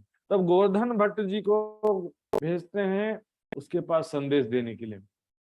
पैगाम पहुंचाने के लिए, ब्रह्म ज्ञान का संदेश देने के लिए जसवंत सिंह के पास जाते हैं गोवर्धन भट्ट, और वहां पर जाते हैं। अटक नदी को पार करके जाना पड़ता था। अटक नदी पार करके गए भी, लेकिन अंकुर बिना क्या करे, जसवंत सिंह जो है परम धाम का अंकुर तो नहीं था, लेकिन एक हिंदूवादी देशभक्त या हिंदूवादी के रूप में थे, कट्टर हिंदू थे वो। उसके विषय में, उनकी वीरता के विषय में एक स्टोरी आती है। एक बार उनकी सेना जो है आगे बढ़ रही थी, तो रास्ते में अटक नाम की नदी आ गई, और नदी में बहुत सारा बाढ़ का ज्यादा पानी था उस समय। बाढ़ का पानी चल रहा था नदी में, तो जसवंत सिंह की सेना उसको पार करने से डर रही थी। हम नदी कैसे पार करेंगे, डूब जाएंगे, मर जाएंगे करके। तब जसवंत सिंह ने ये कविता कहा, जाको दिल में अटक है सोई अटक रहा। हमारे दिल बोलते ना, जहां चाह वहां राह। जिसके दिल में ही अटक है वो अटक नदी में अटक रहा है। जिसके दिल में अटक नहीं, ताको अटक कहाँ। उसके लिए अटक नदी कुछ भी नहीं है। जिसके दिल में अटक ने किसी प्रकार का संशय डर नहीं है, उसके लिए अटक नदी कुछ भी नहीं। जहां चाह वहां रहा। हम करना चाहें तो बहुत कुछ कर सकते हैं, और डरते रहेंगे तो कुछ भी नहीं कर सकते। तो जसवंत सिंह था तो अच्छा हिंदूवादी था, देशभक्त था। औरंगजेब ने उसको छल से उसे और उसके पुत्र को मरवा दिया। लेकिन अब ब्रह्म ज्ञान की जहां तक बात थी, धार्मिक आध्यात्मिक नहीं थे वो। धार्मिक तो थे, आध्यात्मिक नहीं थे। आत्म कल्याण की तड़प, मोक्ष की प्राप्ति, ये सब उसके विषय नहीं था। उनका बस धर्म, हिंदू धर्म की रक्षा करना, देश की रक्षा करना, यहाँ तक सीमित थे वो। लेकिन आध्यात्मिक नहीं थे, आत्म कल्याण के इच्छुक नहीं थे। तहाँ 4 मास लगे रहे मेरते में इन वक्त। इस प्रकार मेड़ता में रहते हुए 4 महीना व्यतीत हो गए। और शाम को एक दिन बाहर जब विचरण कर रहे थे, इवनिंग वॉक कर रहे थे, तो उस समय सामने एक मस्जिद में से आवाज सुनाई दी, ला इलाहा इल्लल्लाह मोहम्मद रसूलुल्लाह। आज भी दिखते ना, जहां तहाँ इंडिया में तो मस्जिद का आवाज जहां भी जाओगे सुनाई देते ही रहेगा, इतने सारे मस्जिद हो गए हैं। बांग मुनारे पर चढ़ के दई मुल्ला ने जब कानों सुन आवाज को विचार किया, तब मुसा जी ध्यान देंगे। बोलो श्री प्राणनाथ प्यारे की जय। ये महत्वपूर्ण विषय चल रहा सुंदर सर जी, यहाँ पर बहुत ही ध्यान से सुनेंगे, क्योंकि यहाँ पर आपको कुछ नया सुनने को मिलेगा। बांग आवाज देने का नियम क्या है, मोहम्मद साहब ने ऐसा सिस्टम क्यों किया। मुनारे, मुनार किसको बोलते हैं, मीनार। मस्जिद के सामने लेफ्ट साइड में क्या होता है, एक मीनार होता है। छोटी पतली सी, कम लंबाई चौड़ाई की एक ऊंची बिल्डिंग होती है, पतले। उसके अंदर रूम नहीं होते, मीनार में सीढ़ी होता है बस। मीनार के अंदर सीढ़ी होता है ऊपर चढ़ने के लिए। छोटा सा मीनार होता, ऊंचा होता है। क्यों ऐसा किया था, मोहम्मद साहब ने जो है उस समय क्या करते थे कि नमाज जब पढ़ने का समय होता था, तो जो भी मुसलमान काम कर रहे हैं, तो उनको क्या बताने के लिए, सूचना देने के लिए कि नमाज का समय हो गया है। तो जैसे अपन हिंदू में क्या, अपन मंदिर में क्या करते, घंटी बजा देते ना, टंग टंग टंग टंग टंग टंग, सेवा पूजा का टाइम हो गया, सब लोग सेवा पूजा में आ जाओ। तो उसी प्रकार यहाँ पर जी सेवा पूजा का समय जैसे घंटी बजाते हैं, उसी प्रकार नमाज का समय हो गया है, ये बताने के लिए मीनार पर चढ़कर जोर से आवाज देते थे। पहले माइक तो था नहीं पहले, तो जोर से आवाज देते थे। आज तो सब साउंड सिस्टम, माइक है। तो इसका यहाँ पर कई लोग, जैसे कबीर जी ने कहा कि या बहरा हुआ खुदा है, लेकिन यहाँ पर सुंदर खुदा को नहीं पुकार रहे वो। रसूले हम वास्ते मुनारे मुल्ला चढ़ाए, जिन कोई मोमिन भूली ठोर ठोर पुकार कराए। कोई मोमिन कहीं भूल ना जाए, इसलिए उन्होंने ठोर ठोर पुकार। मोहम्मद साहब ने हमारे वास्ते कि हम कहीं भूल ना जाए, हमारे लिए मीनार पर मुल्ला को चढ़ा करके अजान देने का नियम शुरू किया। तो ला इलाहा इल्लल्लाह मोहम्मद रसूलुल्लाह। ध्यान देकर सुन जी यहाँ पे ला इलाहा इल्लल्लाह का अर्थ क्या होता है? कोई बताएंगे सुंदर साहब जी? कसेला था तो बंदी सिंह महाराज जी, ला इल्ला इल्ला को मतलब छह अक्षर अक्षरातीत। बस सुंदर साहब जी, यहाँ पर मैं यही बात बताना चाह रहा था। अभी तक आपने यही सुना होगा, ला इलाहा इल्लल्लाह का मतलब क्या होता है, सुना आपने? मैं भी ऐसे ही बोलता था, छह अक्षर अक्षरातीत। पर यहाँ पर ला इलाहा इल्लल्लाह में 3 शब्द नहीं है, 4 शब्द हैं। ला इलाह इल्ला और अल्लाह। इल्ला और अल्लाह मिलकर के इल्लल्लाह होता है। इल्ला का मीनिंग होता है के सिवा, एक्सेप्ट दिस। ध्यान देंगे इसमें, ला तो नाही को कहा। ला का मतलब है नाही, नहीं।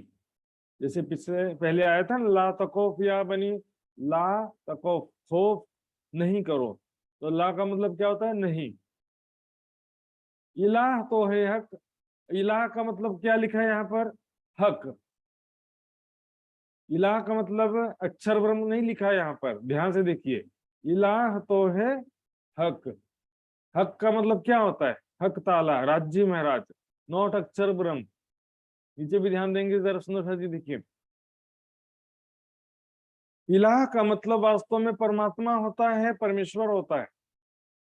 अक्षर ब्रह्म यदि करते हैं तो भी आगे एक वर्ड है इल्लाह, अल्लाह। परमात्मा के सिवा, एक परमात्मा के सिवा कोई दूसरा परमात्मा नहीं है। नहीं है परमात्मा अल्लाह के सिवा, एक परमात्मा के सिवा कोई दूसरा परमात्मा नहीं है। अब यहाँ पर यदि इलाह का अर्थ अक्षर ब्रह्म करते हैं तो क्या वर्डिंग होगा, क्या अर्थ होगा? नहीं है, नहीं अक्षर ब्रह्म अल्लाह के सिवा, कोई मीनिंग बनता ही नहीं है उसमें। देखिए, इलाह का अर्थ वाणी में, वितक में देखेंगे क्या अर्थ किया वाणी में। देखिए, वितक की वाणी की कुछ चुपाई देखेंगे। कच्छ देश में आए के खोज बड़ी करी, जब भोजनगर आए पहुंचे तो वही इलाही उतरी। जब भोजनगर में आए तो भोजनगर में क्या हुआ था? ध्यान में राजी महाराज ने कृष्ण के रूप में दर्शन दिया था वहां पर, तो उसी को यहाँ कह रहे हैं वही इलाही उतरी। यहाँ पर इलाही का मतलब परमात्मा की शक्ति या परमात्मा की मेहर उतरी। तो यहाँ पर दूसरा चुपाई भी देखेंगे। सो आखिर को आवसी जो अहेल इलाही, अहेल मतलब वारिस, इलाही मतलब खुदाई। तो इलाही का मतलब यहाँ भी परमात्मा लिखा है। और श्रृंगार ग्रंथ की सबसे महत्वपूर्ण चुपाई है, ला फना सब ला करें, इला बका ग्रहे हक। इला मतलब क्या कह रहे हैं? बका ने अखंड परम धाम और राज्य की शोभा को दिल में बसाए। जो नश्वर जगत है उसको अपने दिल से ला कर दें, जो नश्वर है उसको अपने दिल से समाप्त करें, उसकी इच्छा को अपने दिल से समाप्त करें। जो इलाह है अखंड अविनाशी है, परम धाम और राज्य महाराज, उसकी शोभा को दिल में बसाए। ये कलमा हकीकत मोमिनो, ये मोमिनों का हकीकत का कलमा है। अब यहाँ भी चौपाई में इलाह तो है हक कहा गया है, लेकिन यहाँ पर नीचे की चौपाई में क्या होता है? अक्षर अक्षरातीत की बात बड़ी बुजुर्ग। यहाँ पर अक्षर अक्षरातीत जो है की बात बड़ी बुजुर्ग कहा है, लेकिन इल्लल्लाह का मतलब अक्षरातीत होता है और इलाह का मतलब अक्षर होता है, ऐसा यहाँ नहीं लिखा है। इलाह का अर्थ भी हक ही कहा है, देखेंगे।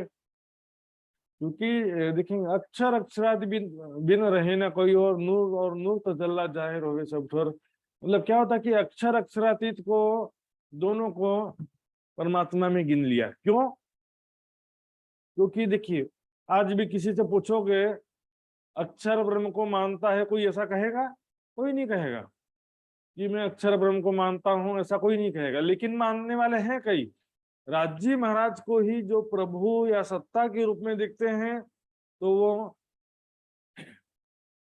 एक प्रकार सत्ता के रूप में दिख रहे हैं, अक्षर जैसे ही हो जाता है। और राजी महाराज को जो प्रेम के रूप में देख रहे हैं, प्रीतम धाम धनी वाला जी के रूप में देख रहे हैं, वो एक अलग दृष्टि होता है। धनी मेरा प्रभु विश्व का प्रकटिया प्रमाण, तो दुनिया वाले इसको प्रभु के रूप में देखते हैं और परमात्माएं धाम धनी के रूप में देखती हैं। यहाँ पर जी इसका अर्थ होगा ला नहीं इलाह परमात्मा, इल्लाह के सिवा अल्लाह। परमात्मा अर्थात एक परमात्मा के सिवा कोई दूसरा परमात्मा नहीं है। तो यहाँ एडिशनल एक लगा देते हैं, इबादत के योग्य या पूजनीय। परमात्मा के सिवा कोई दूसरा पूजनीय परमात्मा नहीं है। तो सुंदर जी यहाँ पर यदि हम अक्षर ब्रह्म करना चाहेंगे इलाह का अर्थ तो कर भी सकते थे, लेकिन यहाँ पर इलाह का अर्थ वास्तव में चौपाई में भी हक कहा गया है। तो हक शब्द कभी भी अक्षर ब्रह्म के लिए प्रयोग नहीं होता। हक हादी शब्द राज्य समाज के लिए प्रयोग होता है। और यहाँ पर इल्लाह के सिवा जो है यानी परमात्मा के सिवा नहीं है, अक्षर ब्रह्म तो नहीं होगा, ऐसा कोई वर्ड ही नहीं बन रहा है इसमें, कोई सेंटेंस ही नहीं बन रहा है इसमें सुंदर साथ जी। इसलिए यहाँ पर नहीं है एक परमात्मा के सिवा कोई दूसरा परमात्मा। इसी को हिंदू ग्रंथों में लिखा है सुंदर साथ जी, एकम एवं अद्वितीय में एक परमात्मा है, उसके जैसा कोई दूसरा नहीं है। एकम एवं अद्वितीयम, न द्वितीय न तृतीय न चतुर्थ न पंचम, न दूसरा है न तीसरा है न चौथा है पांचवा है। इस सुन करके कलमा जब सुनते हैं तब श्री प्राणनाथ जी विचारते हैं कि सिद्धेश्वर जी ने कहा था कि कुरान में भी अपनी बात लिखी होगी, ऐसा कहा था ना, याद है रईबाई का प्रसंग। प्राणनाथ जी ने पूछा था क्या मुसलमानों में भी हमारी आत्माएं आई हैं? तब देवचंद जी ने कहा था हाँ आई हैं। कुरान में भी हमारी बातें लिखी होंगी, मैंने पढ़ने का प्रयास किया लेकिन किसी ने पढ़ने नहीं दिया, देवचंद जी ने बताया था। तो दूसरा तो कोई है नहीं, तो इनका कौन दावा करे बिना हम। कुरान पाक में सब हमारी बातें लिखी है। क्या लिखा है देखिए, मोर पार्थे रसूल आए। रसूल साहब कहाँ से आए हैं? अक्षरधाम से भी पहले रंग महल से आए हैं। श्यामा जी की आत्म मोहम्मद साहब के तन में आई। तो क्या करें, वो ज्ञान किसके लिए लाए? हमारे लिए तो लाए हैं ना। तो कौन दावा करेगा हमारे बिना? हम भी उसी परम धाम से आए हैं जहां से मोहम्मद साहब आए थे, तो उसका दावा हमारे सिवा कौन करेगा? अहल किताबी ही के, इन्हीं को तो सभी ग्रंथों का वारिस कहा गया सुंदर सर जी। कुरान जो है हमारे वास्ते, हम वास्ते लिया है कलाम।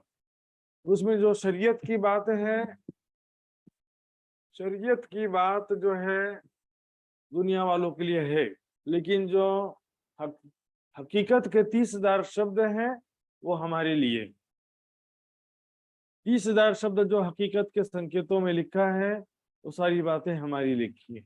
लेकिन कुछ विद्वान जो हिंदूवादी विचारधारा के विद्वान होते हैं वो क्या कहते हैं, कुरान में नहीं है, कुरान को वाणी से हटा दो, कुरान में तो बस 10-12 हरफे मुक्तात है, मात्र वही हकीकत के, और कुछ नहीं लिखा है। अरे 20,000 शब्दों की बात है, 12 हरफे मुक्तात से क्या होगा? अभी कहेंगे 2-4 आयतें भी हैं, ज्यादा नहीं है, 2-4 आयतें बस हकीकत की है। सुंदर साहब जी वितक में क्या कहा, सब कड़ी हमारे घर की है, हमेशा दीन इस्लाम, सारी बातें हमारी हैं। मोहम्मद साहब कुरान लाए सो सब अपनों सबब हमारे लिए लाए हैं। और वास्तव में जो शरीयत कहते हैं सुंदर शाह जी ध्यान से सुनेंगे, शरीयत की बातें कुरान में मिनिमम है, बहुत ही कम लिखी है। आज जो मुसलमान शरीयत की बात करते हैं, शरीयत का शासन लागू करना चाहते हैं, वो कुरान में कुछ भी नहीं लिखा है सुंदर शाह जी। थोड़ी बहुत लिखी होंगी, ज्यादातर तो औरंगजेब ने जो एक किताब लिखा, फीका नाम का एक किताब लिखा है, जिसमें शरीयत या न्याय व्यवस्था की बात लिखा है, और उसके आधार पर बहुत सारा शरीयत चलता है। इसके अलावा कुछ इमामों ने भी शरीयत के विषय में किताब लिखा है, उनके बताए अनुसार चलते हैं। कुरान में शरीयत की बातें बहुत ज्यादा नहीं लिखी है, उसमें बहुत ही कम। नमाज कैसा पढ़ना है कुरान में लिखा ही नहीं है, तो क्या लिखा है? रोजा कैसे रखो, तो ये सब कुर्बानी करो, ये सब बातें कुरान में लिखी ही नहीं है। तो जी देखेंगे इसमें क्या लिखा है, सब बातें ही लिखी, अब सब पढ़ेंगे इस्लाम। हमारी ये सारी बात लिखी है, अलफ लाम मीम, पहले सिपारे से लेकर सिपारे आम लो, अंतिम सिपारे तक सारी बातें हमारी हैं। बड़ी वृत्त में भी छुपाई लिखेंगे, 90,000 हरफ सुने, उसमें से 30 जाहिर कीजिए, 30 इशारतें लिखियो। तुम 30,000 इशारे में लिखना। यदि जो कहते हैं कि 30,000 शरीयत और 30,000 तरीकत के कुरान में लिखा है, तो क्या तरीकत के शब्द भी संकेतों में लिखे जाते हैं? यशो जी देखिए, तरीकत क्या है? दिल की बंदगी है। दिल की बंदगी संकेत में थोड़ी लिखा जाता है ये भी कैसे साफ हृदय रखना, हृदय को निर्मल कैसे करना, ये बात थोड़ी संकेतों में लिखा है। ये तरीकत में, तरीकत के 30,000 शब्द हैं कुरान में, हकीकत के 30,000 शब्द नहीं है। क्या प्राणनाथ जी तरीकत के शब्दों का स्पष्टीकरण कर रहे हैं? तो उसमें हकीकत की बातें लिखी ही नहीं है, तो उसका किसका स्पष्टीकरण कर रहे हैं? सुंदर साथ जी, मैंने ये वितक टीका में कुरान के लगभग 50 से ज्यादा आयतों का इसमें जिक्र किया है और परम धाम से संबंधित 10-15 आयतों का कम से कम वर्णन किया है। मोमिनों के विषय में और 10-10 आयतें, सभी मतलब बहुत सारे विषय में लगभग 50 से ज्यादा कुरान की बातें लिखा है। इसके अलावा भी पूरा एक डायरी है मेरे पास में, कुरान के विषय में अलग से किताब लिखना हो तो पूरा एक किताब लिख सकता हूँ, इतना सारा प्रमाण है। सारी बातें हमारी लिखी कहा गया। आनी में देखेंगे सुंदर साथ जी क्या कहा गया, जो कछु कहिया कते बने सोई कहिया वेद। श्री महामती कहे साध जी यहाँ लो इसे का इलम, यहाँ तक के इसे का इलम देवचंद जी द्वारा लाया हुआ हिंदू पक्ष का ज्ञान था। इस समय तक देवचंद जी ने सिर्फ हिंदू ग्रंथों का विवेचना किया, हिंदू ग्रंथों का, वेदों का, शास्त्रों का, गीता भागवत का ही प्रमाण किया, उसके आधार पर प्रचार करते थे। अब मोहम्मद को मिल चला, अब यहाँ पर मोहम्मद साहब के द्वारा लाए हुए कुरान का भी ज्ञान आ जाता है। अब एक दीन आदम, सारी दुनिया एक धर्म हो जाएगी इसके द्वारा, जैसा आदम के समय में थी। तो सुंदर साथ जी यहाँ पर इलम की बात है, यहाँ लो इसे का इलम अब मोहम्मद को मिल चला। यहाँ पर सुंदर साथ जी वास्तव में जैसे कि कुछ सुंदर साथ सोचते हैं, मानते हैं, सुना भी होगा, पहले कहते थे कि यहाँ पर मेड़ता में मोहम्मद साहब की शक्ति आ गई या अक्षर की आत्म आ गई या पांचवी शक्ति आ गई तो 5 शक्तियां पूर्ण हो जाती हैं। इस तरह की जो तरह तरह की बातें सुना होगा। सबसे पहली बात, अक्षर की आत्म अरब में नहीं थी, श्यामा जी की आत्म थी, मैंने बताया था। दूसरी बात, आत्म जो है दृष्टा होती है, आत्म कोई शक्ति, ज्ञान नहीं होता कि आत्म आया तो ज्ञान हो गया। 5 शक्तियां सब पहले से ही थी, वो मैं बताऊंगा थोड़ी देर में, 5 मिनट के बाद में। इससे पहले देख लेते हैं, जो कछु कहा कते बने सोई कहा वेद, 2 बंदे एक साहिब के पर लड़े बिन पाए भेद। यहाँ पर सुंदर साथ जी जैसी बात आती है आज भी, आज के समय में, कि हमको कुरान की बात छोड़ देना चाहिए, कुरान को वाणी में से, कुरान से संबंधित आयत चुपाइयों को निकाल देना चाहिए। क्यों निकाल दे भाई? न हिंदू हमारे अनुरूप है, न मुसलमान हमारे अनुरूप है। सुंदर साथ जी, हिंदू लड़े मुझसो दूजे शरीयत मुसलमान। हिंदू की विचारधारा सिस्टम भी हमारे अनुकूल नहीं है। कभी गणेश पधरा देते हैं, कभी कुछ पधरा देते हैं, पानी में लाके डुबा देते हैं। उनको बात को नहीं मानो तो वो भी लड़ाई झगड़ा करेंगे हमसे।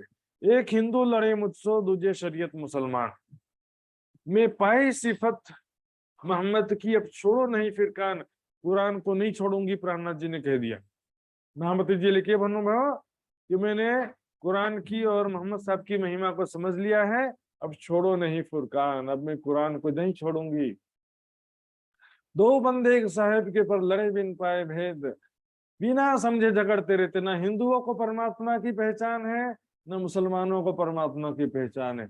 बस दिखावे का रीति रिवाज परंपरा, उसी से झगड़ते। बाकी परमात्मा के विषय में हिंदू क्या बोलेंगे? परमात्मा निराकार है। मुसलमान भी क्या बोलेंगे? परमात्मा खुदा निराकार है। दोनों को ही ज्ञान नहीं है परमात्मा के स्वरूप का, दोनों ही अलग अलग प्रकार के कर्म कांड में डूबे हुए। ठीक है, सब कहें वजूद एक है, सब में एक ही दम, सबका शरीर एक जैसा है, सबके अंदर जीव चेतना भी एक जैसा है, सबको समान कष्ट होता है, हिंदू हो चाहे मुसलमान, सिख हो चाहे ईसाई हो। सब कहें एक साहेब पर लड़े सबकी सबकी लड़े रसम, सबका मालिक एक है ऐसा भी कहते हैं। सबका मालिक एक है, लेकिन कौन है पूछेंगे तो क्या बोलेंगे? हम जिसको मानते हैं वो एक है, तुम जिसको मानते वो नहीं है। एक तो है परमात्मा, लेकिन हम जिसको मानते हैं वो है, और तुम जानते ही नहीं तो क्या मानते हो?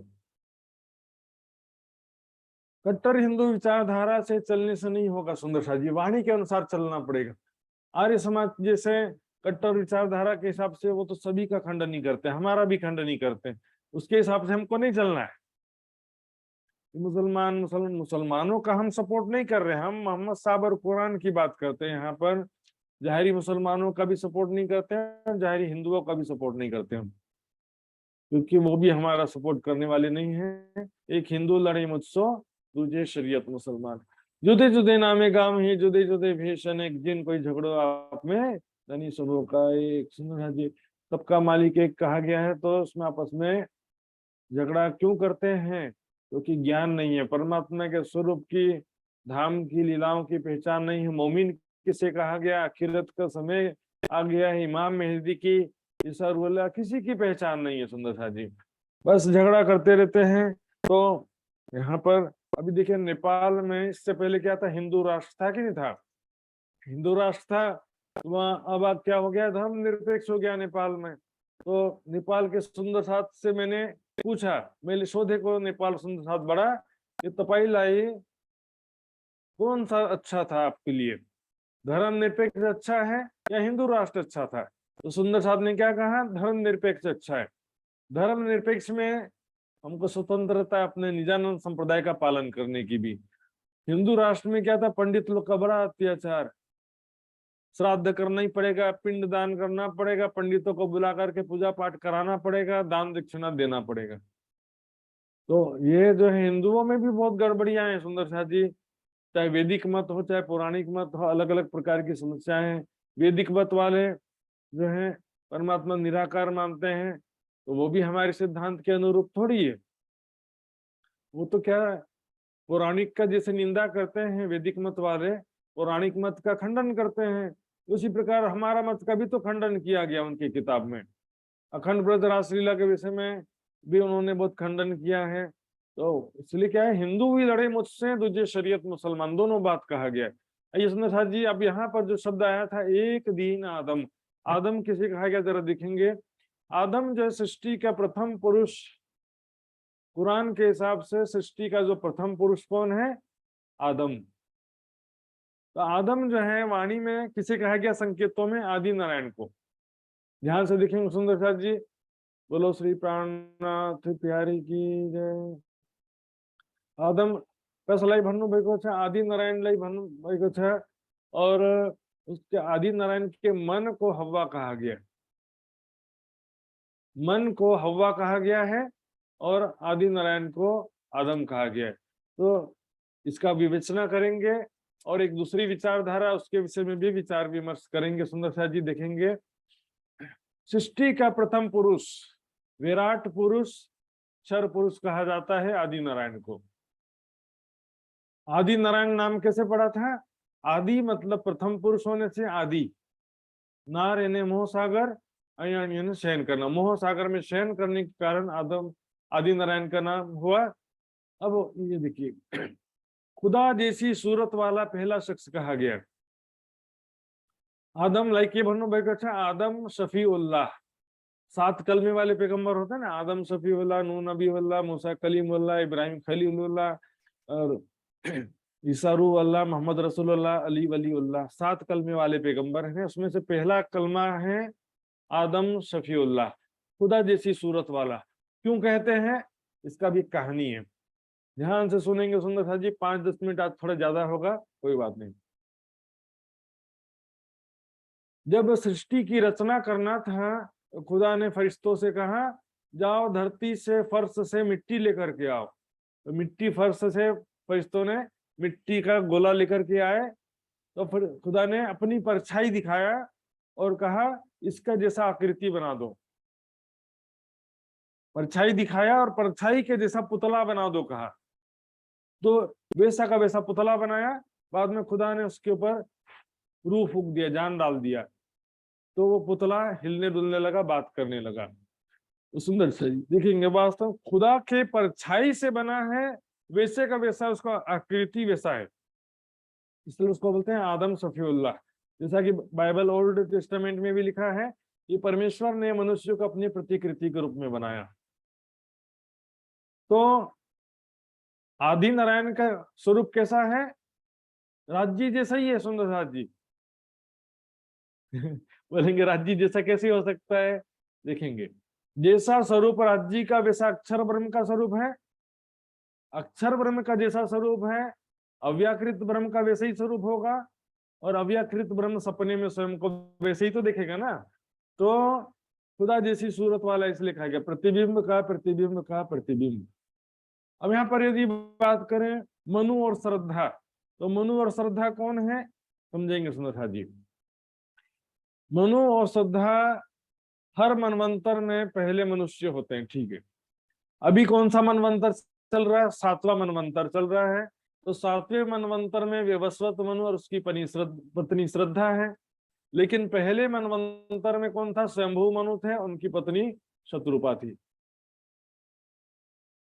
लेकिन आदम तो सारी सृष्टि का एक ही होता है। हर मनवंतर में आदम बदलने का वर्णन नहीं है। सृष्टि के प्रारंभ में ओनली वन आदम, एक ही आदम कहा गया है। और यदि मनु कहें तो फिर पहला मनु नहीं है, 7वां मनु है। ऐसा कैसे होगा सुंदर शाह जी? और सुंदर शाह जी ध्यान देंगे, खुदा जैसी सूरत वाला पहला शख्स होना चाहिए ना। और यहाँ पर 7वें मनवंतर के जो मनु हैं, इसके पहले तो 6 मनवंतर हो चुके हैं, जिसमें 6 मनुओं के अलावा बहुत सारे लोग हो गए। फिर मनु किसके मानसी पुत्र हैं? ब्रह्मा जी के मानसी पुत्र हैं। तो मतलब उनके पहले ब्रह्मा जी हो चुके हैं, ब्रह्मा जी के पहले विष्णु भगवान हो चुके हैं, विष्णु भगवान के पहले आदि नारायण हो चुके हैं। तो खुदा जैसी सूरत वाला पहला शख्स कैसे होगा वो? वाणी में देखेंगे सुंदर शाह जी, क्या कहा गया? आदम की औलाद के हृदय में शैतान है। तो आदम की औलाद क्या है? सारी दुनिया, पूरा विराट ही दज्जाल का गधा है या आदम की औलाद है। सबके अंदर जो है, चाहे ब्रह्मा विष्णु महेश के अंदर भी, सभी के अंदर दज्जाल या अजाजिल या माया जो है वो स्वाप्निक चेतना के रूप में, स्वाप्निक चेतना इस समस्त जीवों के रूप में सबके हृदय में है। तो ये संपूर्ण जगत ही जो है आदम की औलाद है। मात्र मनु के पुत्र आदम की औलाद नहीं है। मात्र मनु के पुत्र यानी मनु के जो वंशज हैं उनके अंदर दज्जाल नहीं है। दज्जाल तो क्या पूरे ब्रह्मांड में 14 लोकों के प्राणियों के अंदर है। जी आदम रूप विराट अनेक विध खेलत, ये पूरा विराट ही आदम का स्वरूप है। आदमी, आदम से ही आदमी शब्द बना है। तो यहाँ पर जितने भी प्राणी हैं, मनुष्य हैं, सब जो है आदम की औलाद हैं। यहाँ पर दूसरा जो है, मैंने कहा मन हव्वा है, क्योंकि देखिए आदि नारायण का मन, मन में विचार हुआ, संकल्प हुआ, एको अहम बहुश्याम, उसी को क्या लिखा है वहां पर देखेंगे। हव्वा के मन में सबसे पहले इच्छा उत्पन्न हुई वर्जित फल खाने के लिए। तो हव्वा ने पहले फल खा लिया, फिर बाद में आदम ने खाया। तो मतलब क्या हमारे मन में भी देखिए यहाँ पर क्या होता है, मिठाई खाने की इच्छा है, स्वादिष्ट भोजन खाने की इच्छा कहाँ पर आती है? सबसे पहले हमारे मन में आती। तो हमारा मन हव्वा हो गया। हमारा जो शरीर का जो अहम है ये आदम है, और यहाँ पर जो जीव चेतना है वो अजाजिल है। तो तीनों चीजें यहाँ भी हैं वहां भी है। तो मन जो है वास्तव में, कुछ लोग क्या कहते थे, मन ही शैतान है। मन शैतान नहीं है, मन में शैतान की बात कही है, वो भी दुनिया वालों के दिल में शैतान की बात की गई है। मन जो है अंतस्करण का ही एक अंग है, मन चित्त बुद्धि अहंकार। तो मन और वो अलग अलग चीज नहीं है। तो लोग बोलते हैं कि मन शैतान है, या मन में शैतान है और दिल में राज्य भी है। मन और दिल क्या अलग अलग हो गया? मन अंतस्करण का ही हिस्सा है, और मेमोरी है तो चित्त है। तो सुंदर शाह जी देखेंगे यहाँ क्या कहा है, मन या दिल शैतान नहीं है, मन में शैतान है। बैठा दिल पर दुश्मन, दिल में दुश्मन बैठा है, दिल दुश्मन नहीं होता है। यदि मन में अच्छे संस्कार हैं, देखिए मन में बुरे विचार हैं, मन चित्त में बुरे संस्कार हैं, बुद्धि में अज्ञान है, तो इसी को शैतान कहा जाता है। यदि मन में अच्छे गुण हैं, अच्छा चिंतन है, चित्त में अच्छे संस्कार है, बुद्धि में ज्ञान है, तो फिर उसको शैतान कैसे कहेंगे? विवेक चूड़ामणि में लिखा है, जीव के बंधन और मोक्ष के विधान में मन ही कारण है। रजोगुण से मलिन हुआ यह मन ही बंधन का कारण है, और रज और तम से रहित शुद्ध सात्विक होने पर ही मोक्ष का कारण होता है। तो यहाँ पर मन को हव्वा कहा है, और मन के अंदर शैतान विराजमान होने की बात है। तीसरा जो अजाजिल की बात है। अजाजिल वाणी में विष्णु भगवान को कहा गया है, लेकिन फिर भी कई सुंदर साथ कहते हैं कि आदि नारायण अजाजिल है, जबकि आदि नारायण को मैंने बताया ऊपर कि आदि नारायण को ही आदम कहा गया। खुदा जैसी सूरत वाला पहला शख्स, सृष्टि का प्रथम पुरुष, विराट पुरुष आदि नारायण है। लेकिन अजाजिल किसे कहा गया, देखिए चौपाई में देखते हैं, विष्णु अजाजिल फरिश्ता। अजाजिल किसे कहा गया है, विष्णु भगवान को कहा गया, स्पष्ट रूप से लिखा है। दूसरा चौपाई देखेंगे। फिर भी कोई कहता कि हाँ विष्णु का मतलब महाविष्णु है, अपने मन से घटा देते भी क्या कर सकते हैं। यहाँ देखेंगे 14 तबक के तखत बैठा मलकुत अजाजिल। बैकुंठ मलकुत बने को के बैकुंठ, तो बैकुंठ में कौन विराजमान हुनुन छे, विष्णु भगवान विराजमान हुनुन छे कि आदि नारायण विराजमान हुनुन छे, बैकुंठ में कोई विराजमान हुनुन छे। विष्णु भगवान महाराज हाँ विष्णु भगवान है ना, तो विष्णु भगवान लाई तो अजाजिल भन्नु भएको छ, आदि नारायण लाई अजाजिल भन्नु भएको छैन। कई लोग यहाँ पर भी अजाजिल का मतलब आदि नारायण घटा देते। 14 लोगों के स्वामित्व रूपी सिंहासन बैकुंठ में अजाजिल विष्णु भगवान विराजमान है। यहाँ पर भी विष्णु अजाजिल फरिश्ता कहा गया है। और भी प्रमाण देखेंगे। अजाजिल जीव दुनी का जो कहा माया सब, अजाजिल यानी विष्णु का जीव सभी प्राणियों के अंदर है कहा गया है। आदि नारायण का जीव नहीं कहा गया, विष्णु भगवान का जीव कहा गया। देखेंगे यहाँ पर जी जगह जगह देखेंगे मलकुत ही कहा गया, मलकुत में खसम या जीवों का जो स्वामी है मलकुत में है, लेकिन उनका पेड़ क्या है, मूल उद्गम स्थान है जुल्मत। जुल्मत मतलब निराकार। तो निराकार क्या है, स्वाप्निक चेतना शक्ति। सुंदर साथ जी, स्वाप्निक चेतना शक्ति जो सुमंगला शक्ति स्वप्न में आती है स्वाप्निक चेतना शक्ति के रूप में, वही स्वाप्निक चेतना शक्ति विष्णु भगवान के अंदर है। और उसके बाद वो समस्त जीवों के अंदर भी वही स्वाप्निक चेतना शक्ति है।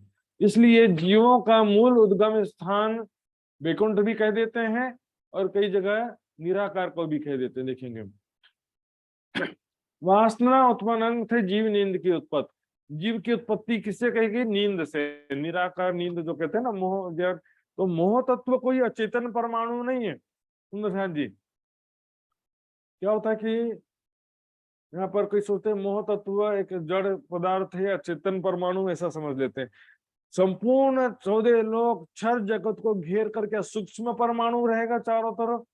क्या आदि नारायण सूक्ष्म परमाणु में शयन कर रहे थे? 1000 साल तक अक्षर के मन ने मोह सागर में शयन किया, तो क्या सूक्ष्म परमाणु में शयन कर रहे थे? वो जगत को घेर कर किया सूक्ष्म परमाणु। सूक्ष्म परमाणु तो ठीक, अचेतन सूक्ष्म परमाणु ऐसा कहते हैं। अचेतन सूक्ष्म परमाणु जगत को घेर के कैसे हो सकते हैं? अचेतन सूक्ष्म परमाणु में आदि नारायण अक्षर ब्रह्म का मन कैसे शयन कर सकता है? इसका विषय बाद में विस्तार में आएगा प्रसंग के अनुसार। यहाँ पर बस ये देखेंगे कि जीव सृष्टि का मूल उद्गम स्थान बैकुंठ और निराकार दोनों कहा गया है। वासना लिखेंगे जी, माया के जीवों को माया का ही स्वरूप कहा गया। छल को छल ना लागी और लहरी और जल। माया के जीव को माया नहीं लगती, क्योंकि माया के जीव माया का ही स्वरूप है। माया किसे कहा जाता है? निराकार शून्य को ही माया कहा जाता है। महामाया, काल माया, महाशून्य, सारे नाम नींद के, निराकार निर्गुण। तो इसलिए कहा देखिए, ये जो कही गिरो मलकुती, जीव सृष्टि को बैकुंठ की सृष्टि कहा, लेकिन वो पैदा कहाँ से हुई है? जुल्मत से, निराकार से। निराकार क्या है? स्वाप्निक चेतना शक्ति, महामाया, काल माया, सूक्ष्म अचेतन परमाणु नहीं है। आम खलक जो तीसरी मलकुती असल, यहाँ भी बैकुंठ की सृष्टि कहाँ है? तो जीव सृष्टि यहाँ पर जो कहा अजाजिल जीव दुनी का, अर्थात जीव सृष्टि जो है बैकुंठ की सृष्टि कहा गया।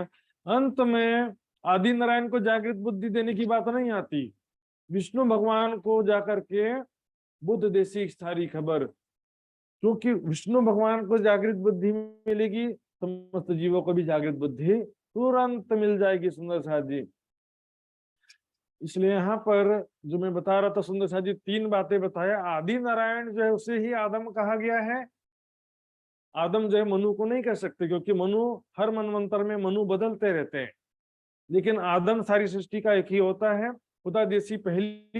खुदा जैसी सूरत वाला पहला शख्स भी आदि नारायण है, मनु नहीं है। दूसरा बात मैंने बताया हवा जो है मन को कहा गया है, आदि नारायण के मन को शैतान नहीं कहा गया, मन में शैतान कहा गया। तीसरी बात जो बताया मैंने अजाजिल, अजाजिल विष्णु भगवान को कहा गया है, आदि नारायण को नहीं कहा गया। स्पष्ट रूप से कहा बताया मैंने, 14 तबक के तखत बैठा मलकुत अजाजिल, तो बैकुंठ में जो है वही तो अजाजिल है ना। तो ये सुंदर साहब जी, यहाँ लगे कतेब की चर्चा में ना चित्त, सुंदर साहब जी 5-7 मिनट और लगेगा, ध्यान देंगे। अभी तक के कतेब पक्ष की चर्चा में उनका महामती जी का विशेष रुचि नहीं था। कलमा से हासिल किया लिया मोहम्मद मुतैद, कलमा से अब क्या हो गया, मोहम्मद साहब का मता ले लिया। यहाँ पर कुछ सुंदर साथी विद्वान क्या कहते हैं कि मोहम्मद साहब की अंदर जो अक्षर की आत्म थी वो यहाँ पर आ गई। अक्षर की आत्म आ भी जाए तो आत्म तो दृष्टा होती। सुंदर साथ जी, अक्षर की आत्म क्या कुरान का ज्ञान अक्षर की आत्म लाई थी? राज जी के जोश आवेश की शक्ति के द्वारा तो कुरान का ज्ञान आया था। लेकिन यहाँ पर पांचों शक्तियों की बात नहीं है, तो ये पांचवी शक्ति यहाँ पर आ गई ऐसा नहीं है। यहाँ पर कुरान की ज्ञान धारा के आने की बात है। मता, मता का मतलब क्या होता है? ज्ञान। मोहम्मद साहब ने जो कुरान का ज्ञान लाया था उसके यहाँ पर कुरान का ज्ञान यहाँ पर प्रकट हो गया। दो धाराओं का मिलन, वेद पक्ष का ज्ञान और कतैव पक्ष का ज्ञान। पिछली चपाई में भी देखा था हमने, यहाँ लो इसे कहला कतेब की चर्चा में ना चित्त। यहाँ पर अब कतेब की भी चर्चा शुरू करते हैं, कुरान का भी ज्ञान धारा यहाँ पर आ जाता है। और प्राणनाथ जी ने लालदास जी को कहा कि मोहम्मद साहब कुरान जाए सो सब तुम्हारा मतलब, हमारे लिए ही मोहम्मद साहब कुरान लेकर के आए हैं। पर कुछ हिंदूवादी लोग, कट्टर हिंदू विचारधारा के सुंदर साथ, कुरान को वाणी में से निकाल दो, वाणी में से कुरान की बातें निकाल दो, कुरान में तो क्या है मात्र 12 हरफ मुक्तवात ही हकीकत के, और कुछ नहीं लिखा है कुरान में, पढ़ो तब तो मालूम चले। वाणी में क्या सब तुम्हारा मतलब, सब हमारे लिए लाए, हमरो लागी ले भाई कुछ इत मोहम्मद सो मिल चले तब अहमद पाया किताब। अब यहाँ पर अब तक केवल हिंदू पक्ष का ज्ञान था, अब कुरान का भी ज्ञान आ जाता है, तब अहमद की शोभा होती है। मोहम्मद आए ईसा मिले तब अहमद हुआ श्याम। यहाँ पर ज्ञान की बात है सुंदर साथ जी, शक्ति की बात नहीं है। यहाँ पर कुरान का ज्ञान आया तब अहमद हो गए, अहमद मिल गया मेहंदी मिले। मेहंदी क्या है? परम धाम का ज्ञान। तो परम धाम का ज्ञान मिलने से तीनों मिलकर क्या हो गए? इमाम हो गए, पूर्ण स्वरूप हो गए। यहाँ पर ज्ञान की बात है। ईसा मीने मतलब यहाँ पर देवचंद जी द्वारा लाया हुआ हिंदू का ज्ञान था पहले, फिर कुरान का ज्ञान आया, मोहम्मद आए मतलब कुरान का ज्ञान आया। देखेंगे सुंदर हाजी इससे मिलती जुलती जो पाई है, मेहंदी हद्दा कर दे घर इमाम बिताई रहे। मेहंदी स्वरूप यानी परम धाम का जो ज्ञान आ गया, उससे क्या हो गया? परम धाम की पूरी पहचान हो गई और परम धाम में का सजदा करा दिया। इस प्रकार मेहंदी का मतलब क्या है? परम धाम का ज्ञान होता यहाँ पर तात्पर्य है। और जहां तक 5 शक्तियों की बात है, तो 5 शक्तियां पहले ही आ चुकी थी। इसका बस ये लास्ट प्रमाण दूंगा सुंदर साथ जी, बस 5 मिनट लगेगा, ध्यान देंगे। पांचों शक्तियां अभी तक क्या समझते थे कि अनूप शहर में 5 शक्तियां पूरी हुई, ऐसा सोचते थे। सुना भी होगा आपने, मैं भी बोलता था ऐसा, क्योंकि ऐसा एक चौपाई आता है कि अनूप शहर में निज बुद्धि आ गई तो 5 शक्तियां पूर्ण हो गई। लेकिन ऐसा नहीं सुंदर साथ जी। अनूप शहर में सनंद अवतरण के समय एक चौपाई आती वितक में, इन मजल ऐसा हुआ सब कारज भय सिद्ध, अपने निज वतन की आई जागृत बुद्ध, कि वहां पर निज बुद्धि आ गई ऐसा बोलते हैं। लेकिन ऐसे ही चौपाई पहले भी है। तब श्री जी कहिया मोको श्री देवचंद जी दई निध, तीन से मेरे दिल में वतन आई वतन की जागृत बुद्ध। यहाँ भी निज वतन की जागृत बुद्ध कहा, यहाँ भी वतन की जागृत बुद्ध का। तो ये तो देवचंद जी के समय में ही निज बुद्ध आ चुकी थी, वतन की जागृत बुद्धि देवचंद जी के समय। प्राणनाथ जी महामती जी कह रहे कि मेरे अंदर उसी समय आ गई थी। और भी देखेंगे अप्सरा में ये जो महामती शब्द के विषय में चौपाई आता है कि महामती 5 शक्तियां अनूप शहर में पूरी होती हैं, तब से जो भी वाणी अवतरित हुई उसमें महामती की छाप है, ऐसा कहते हैं ना। जैसे प्रकाश हिंदुस्तानी, कलश हिंदुस्तानी, सनंद अनूप शहर में उतरे तो उसमें क्या है, महामती की छाप होती है। उससे पहले के ग्रंथों में क्या महामती नहीं है, देखेंगे यहाँ पर मस्कत बंदर में जो वाणी उतरी इसमें भी महामती की छाप है, ये मन भूलना महामत। हफ्सा में जो प्रकाश गुजराती ग्रंथ उतरा देखेंगे, हिंदुस्तानी में जो छपाई है, श्री धनी जी को जोश आतम दुल्हन नूर हुकम बुदमोल वतन।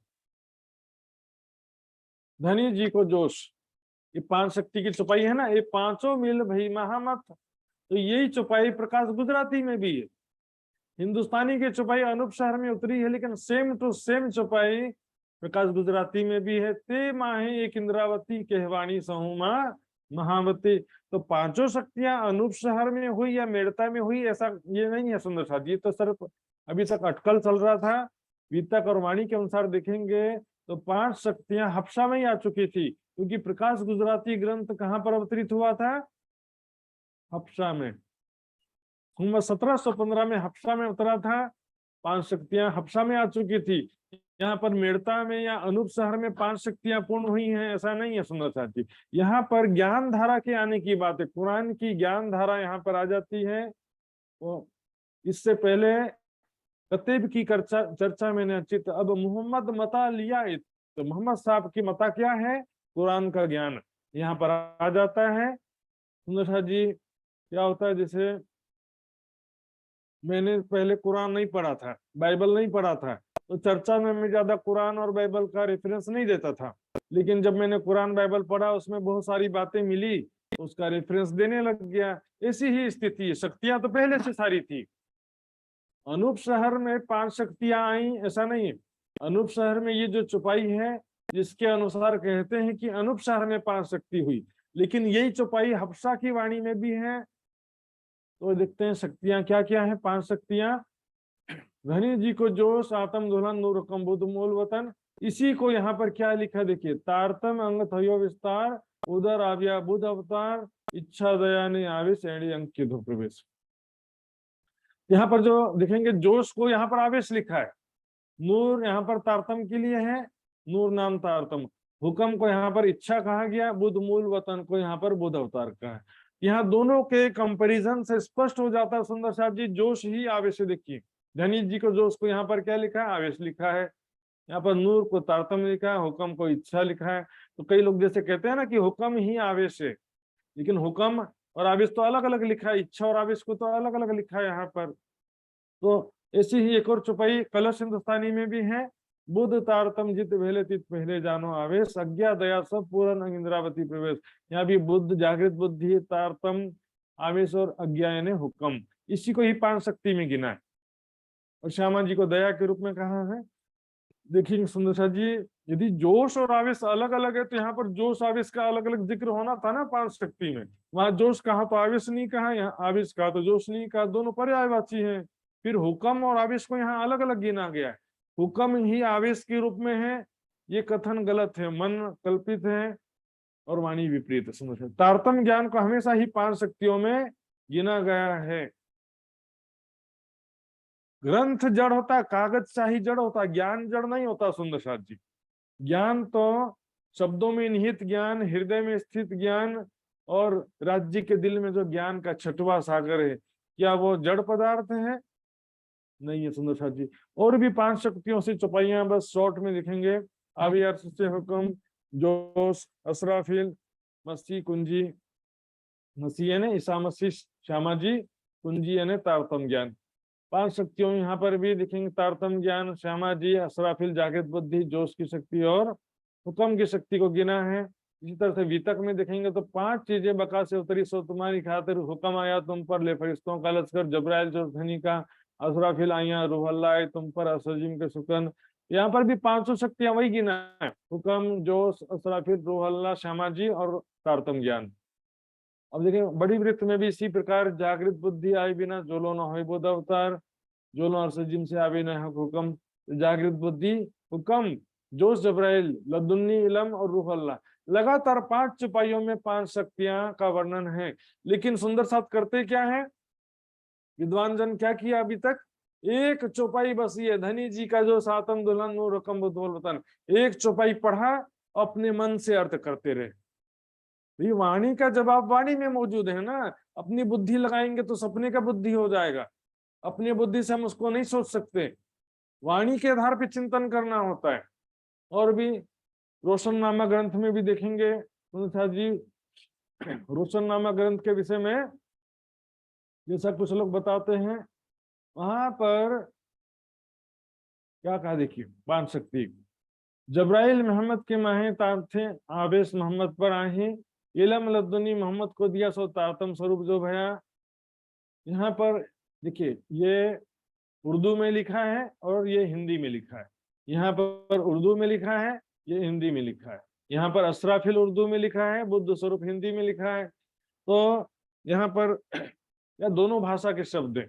5 शक्ति हैं ठकुरानी जी यानी श्यामा जी, आवेश, तारतम, हुक्म और बुद्ध स्वरूप। इसी को उर्दू में देखेंगे तो अशराफिल, हुक्म, इलम लदुन्नी, जब्राइल और मोहम्मद कहा गया। तो 5 शक्तियां यहाँ पर भी स्पष्ट है सुंदर साहब जी। इसमें सार क्या है, तारतम ज्ञान को 5 शक्ति में हर जगह लिया गया है, पहला चीज। दूसरा, जोश आवेश एक ही है, अलग अलग नहीं गिना उनको। और तीसरा बात क्या कि हुक्म और आवेश भी अलग अलग है, हुक्म और आवेश अलग अलग हैं। हुक्म ही आवेश को एक नहीं गिना, यहाँ पर हुक्म है, आवेश भी अलग अलग गिना कि नहीं गिना। तो हुक्म ही आवेश है ऐसा कहने से कैसे पता चलेगा। तारतम ज्ञान को ऐसा कहना कि वाणी ग्रंथ के रूप में है, जड़ पदार्थ है, इसलिए तारतम ज्ञान को शक्ति नहीं मान सकते, बहुत ही गलत तर्क है सुंदर साथ जी। वाणी के विषय में ऐसा भावना के ऊपर है, डिपेंड है। हमारी भावना है तो हमारे मंदिर में वाणी पधरा रखा है तो उसमें राज्य है, हमारी भावना के ऊपर डिपेंड करता है। साक्षात स्वरूप इंद्रावती तारतम को अवतार। उसे एक लास्ट मीटर सुंदर साथ जी देखेंगे यहाँ पर, बड़ी बड़ाई दई आप थे इंद्रावती कंठ लगाए जी। इसके विषय में क्या मान्यता है कि राज्य महाराज ने इंद्रावती को अपने से भी ज्यादा शोभा दे दी। मतलब परम धाम में राज्य अकेले हैं, यहाँ पर इंद्रावती के अंदर 5 हैं, अक्षर ब्रह्म, श्यामा जी, असराफिल, जब्राइल, 5 हैं। राज्य तो परम धाम में अकेले हैं, ऐसा अर्थ करते हैं। वाणी में कोई प्रमाण नहीं है और बिल्कुल वाणी के विपरीत है। देखिए गुजराती में, इसी चौपाई के गुजराती में क्या लिखा है, इंद्रावती ने एकांत सुख दीधा, आप सरीखड़ी की दीजिए। आप सरीखड़ी मतलब अपने समान बनाने की बात है। आप थे का मतलब होता है अपने जैसा। परम धाम में क्या राज्य से भी कोई बड़ा हो सकता है संसार में, बताइए। पूर्ण मद है पूर्णमिदम पूर्णात पूर्णमुदच्यते, पूर्ण में पूर्ण जोड़ो तो भी पूर्ण रहता है, पूर्ण से पूर्ण घटाए तो भी पूर्ण रहता है, राज्य से बड़ा नहीं है। चौपाई देखिए, आप सरीखड़ी अपने समान किया, दई बड़ी बढ़ाई आप सी, अपने समान अपने जैसा, उसी को क्या लिखा है यहाँ पर, आप थे। असराफिल जब्राइल कोई पंख वाले आदमी है, कोई देवता है, जैसे विष्णु भगवान का स्वरूप है ना चतुर्भुज, जैसे क्या असराफिल और जब्राइल का कोई स्वरूप है, अलंकारिक शब्द है। मेरी संगति ऐसी सुधरी बुद्ध बड़ी हुई अक्षर, जो उसकी शक्ति को जिब्रील कहा गया और जागृत बुद्धि की शक्ति को असराफिल कहा गया। तो अलग से कोई अस्तित्व नहीं है सुंदर साथ जी, अलग से कोई भी स्वरूप नहीं है इनका। तो इस प्रकार से सुंदर साथ जी 5 व्यक्ति नहीं, 5 शक्ति की बात है यहाँ पर। जो उसकी शक्ति, जागृत बुद्धि की शक्ति, श्यामा जी की आत्म और तारतम ज्ञान, राज्य का आवेश, ये 5 शक्तियों की बात है सुंदर साथ जी। जो उसको ही आवेश कहा गया है और हुक्म आवेश को अलग अलग कहा गया। 5 शक्तियों में तारतम ज्ञान को अवश्य ही गिना गया। इसका नोट्स में रखूंगा, उसको पढ़ करके अच्छी तरह से समझने का प्रयास करेंगे, और कोई समझ में नहीं आता तो पूछ सकते हैं। आई सुंदर साथ जी चौपाई दोहराएंगे। इत मोहम्मद सो मिल चले, इत मोहम्मद सो मिल चले, तब अहमद पाया खिताब, तब अहमद पाया किताब, ईसा और मोहम्मद मिले, ईसा और मोहम्मद मिले, मारे दज्जाल सिताब, मारे दज्जाल सिताब, मारे दज्जाल सिताब, मारे मारे दज्जाल सिताब, बोलो श्री प्राणनाथ प्यारे की जय, धाम के धनी की जय, सर्व सुंदर साथ की जय।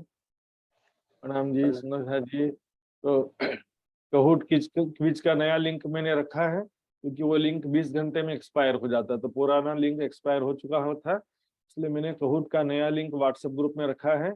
और भी लिंक की आवश्यकता होगी तो नया जनरेट कर दूंगा मैं। और आज का जो क्विज है वो भी इसका लिंक रखूंगा। नोट्स अवश्य पढ़ करके क्विज सबमिट करें।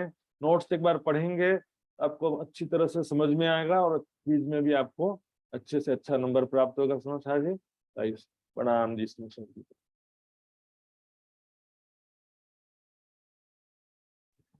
बोले श्री प्राणनाथ प्यारे की जय। धन्यवाद छ सुषमा महाराजजीलाई। आज कति धेरै इम्पोर्टेन्स, कति धेरै महत्त्वपूर्ण आज हामीले जान्नु पायौँ होइन।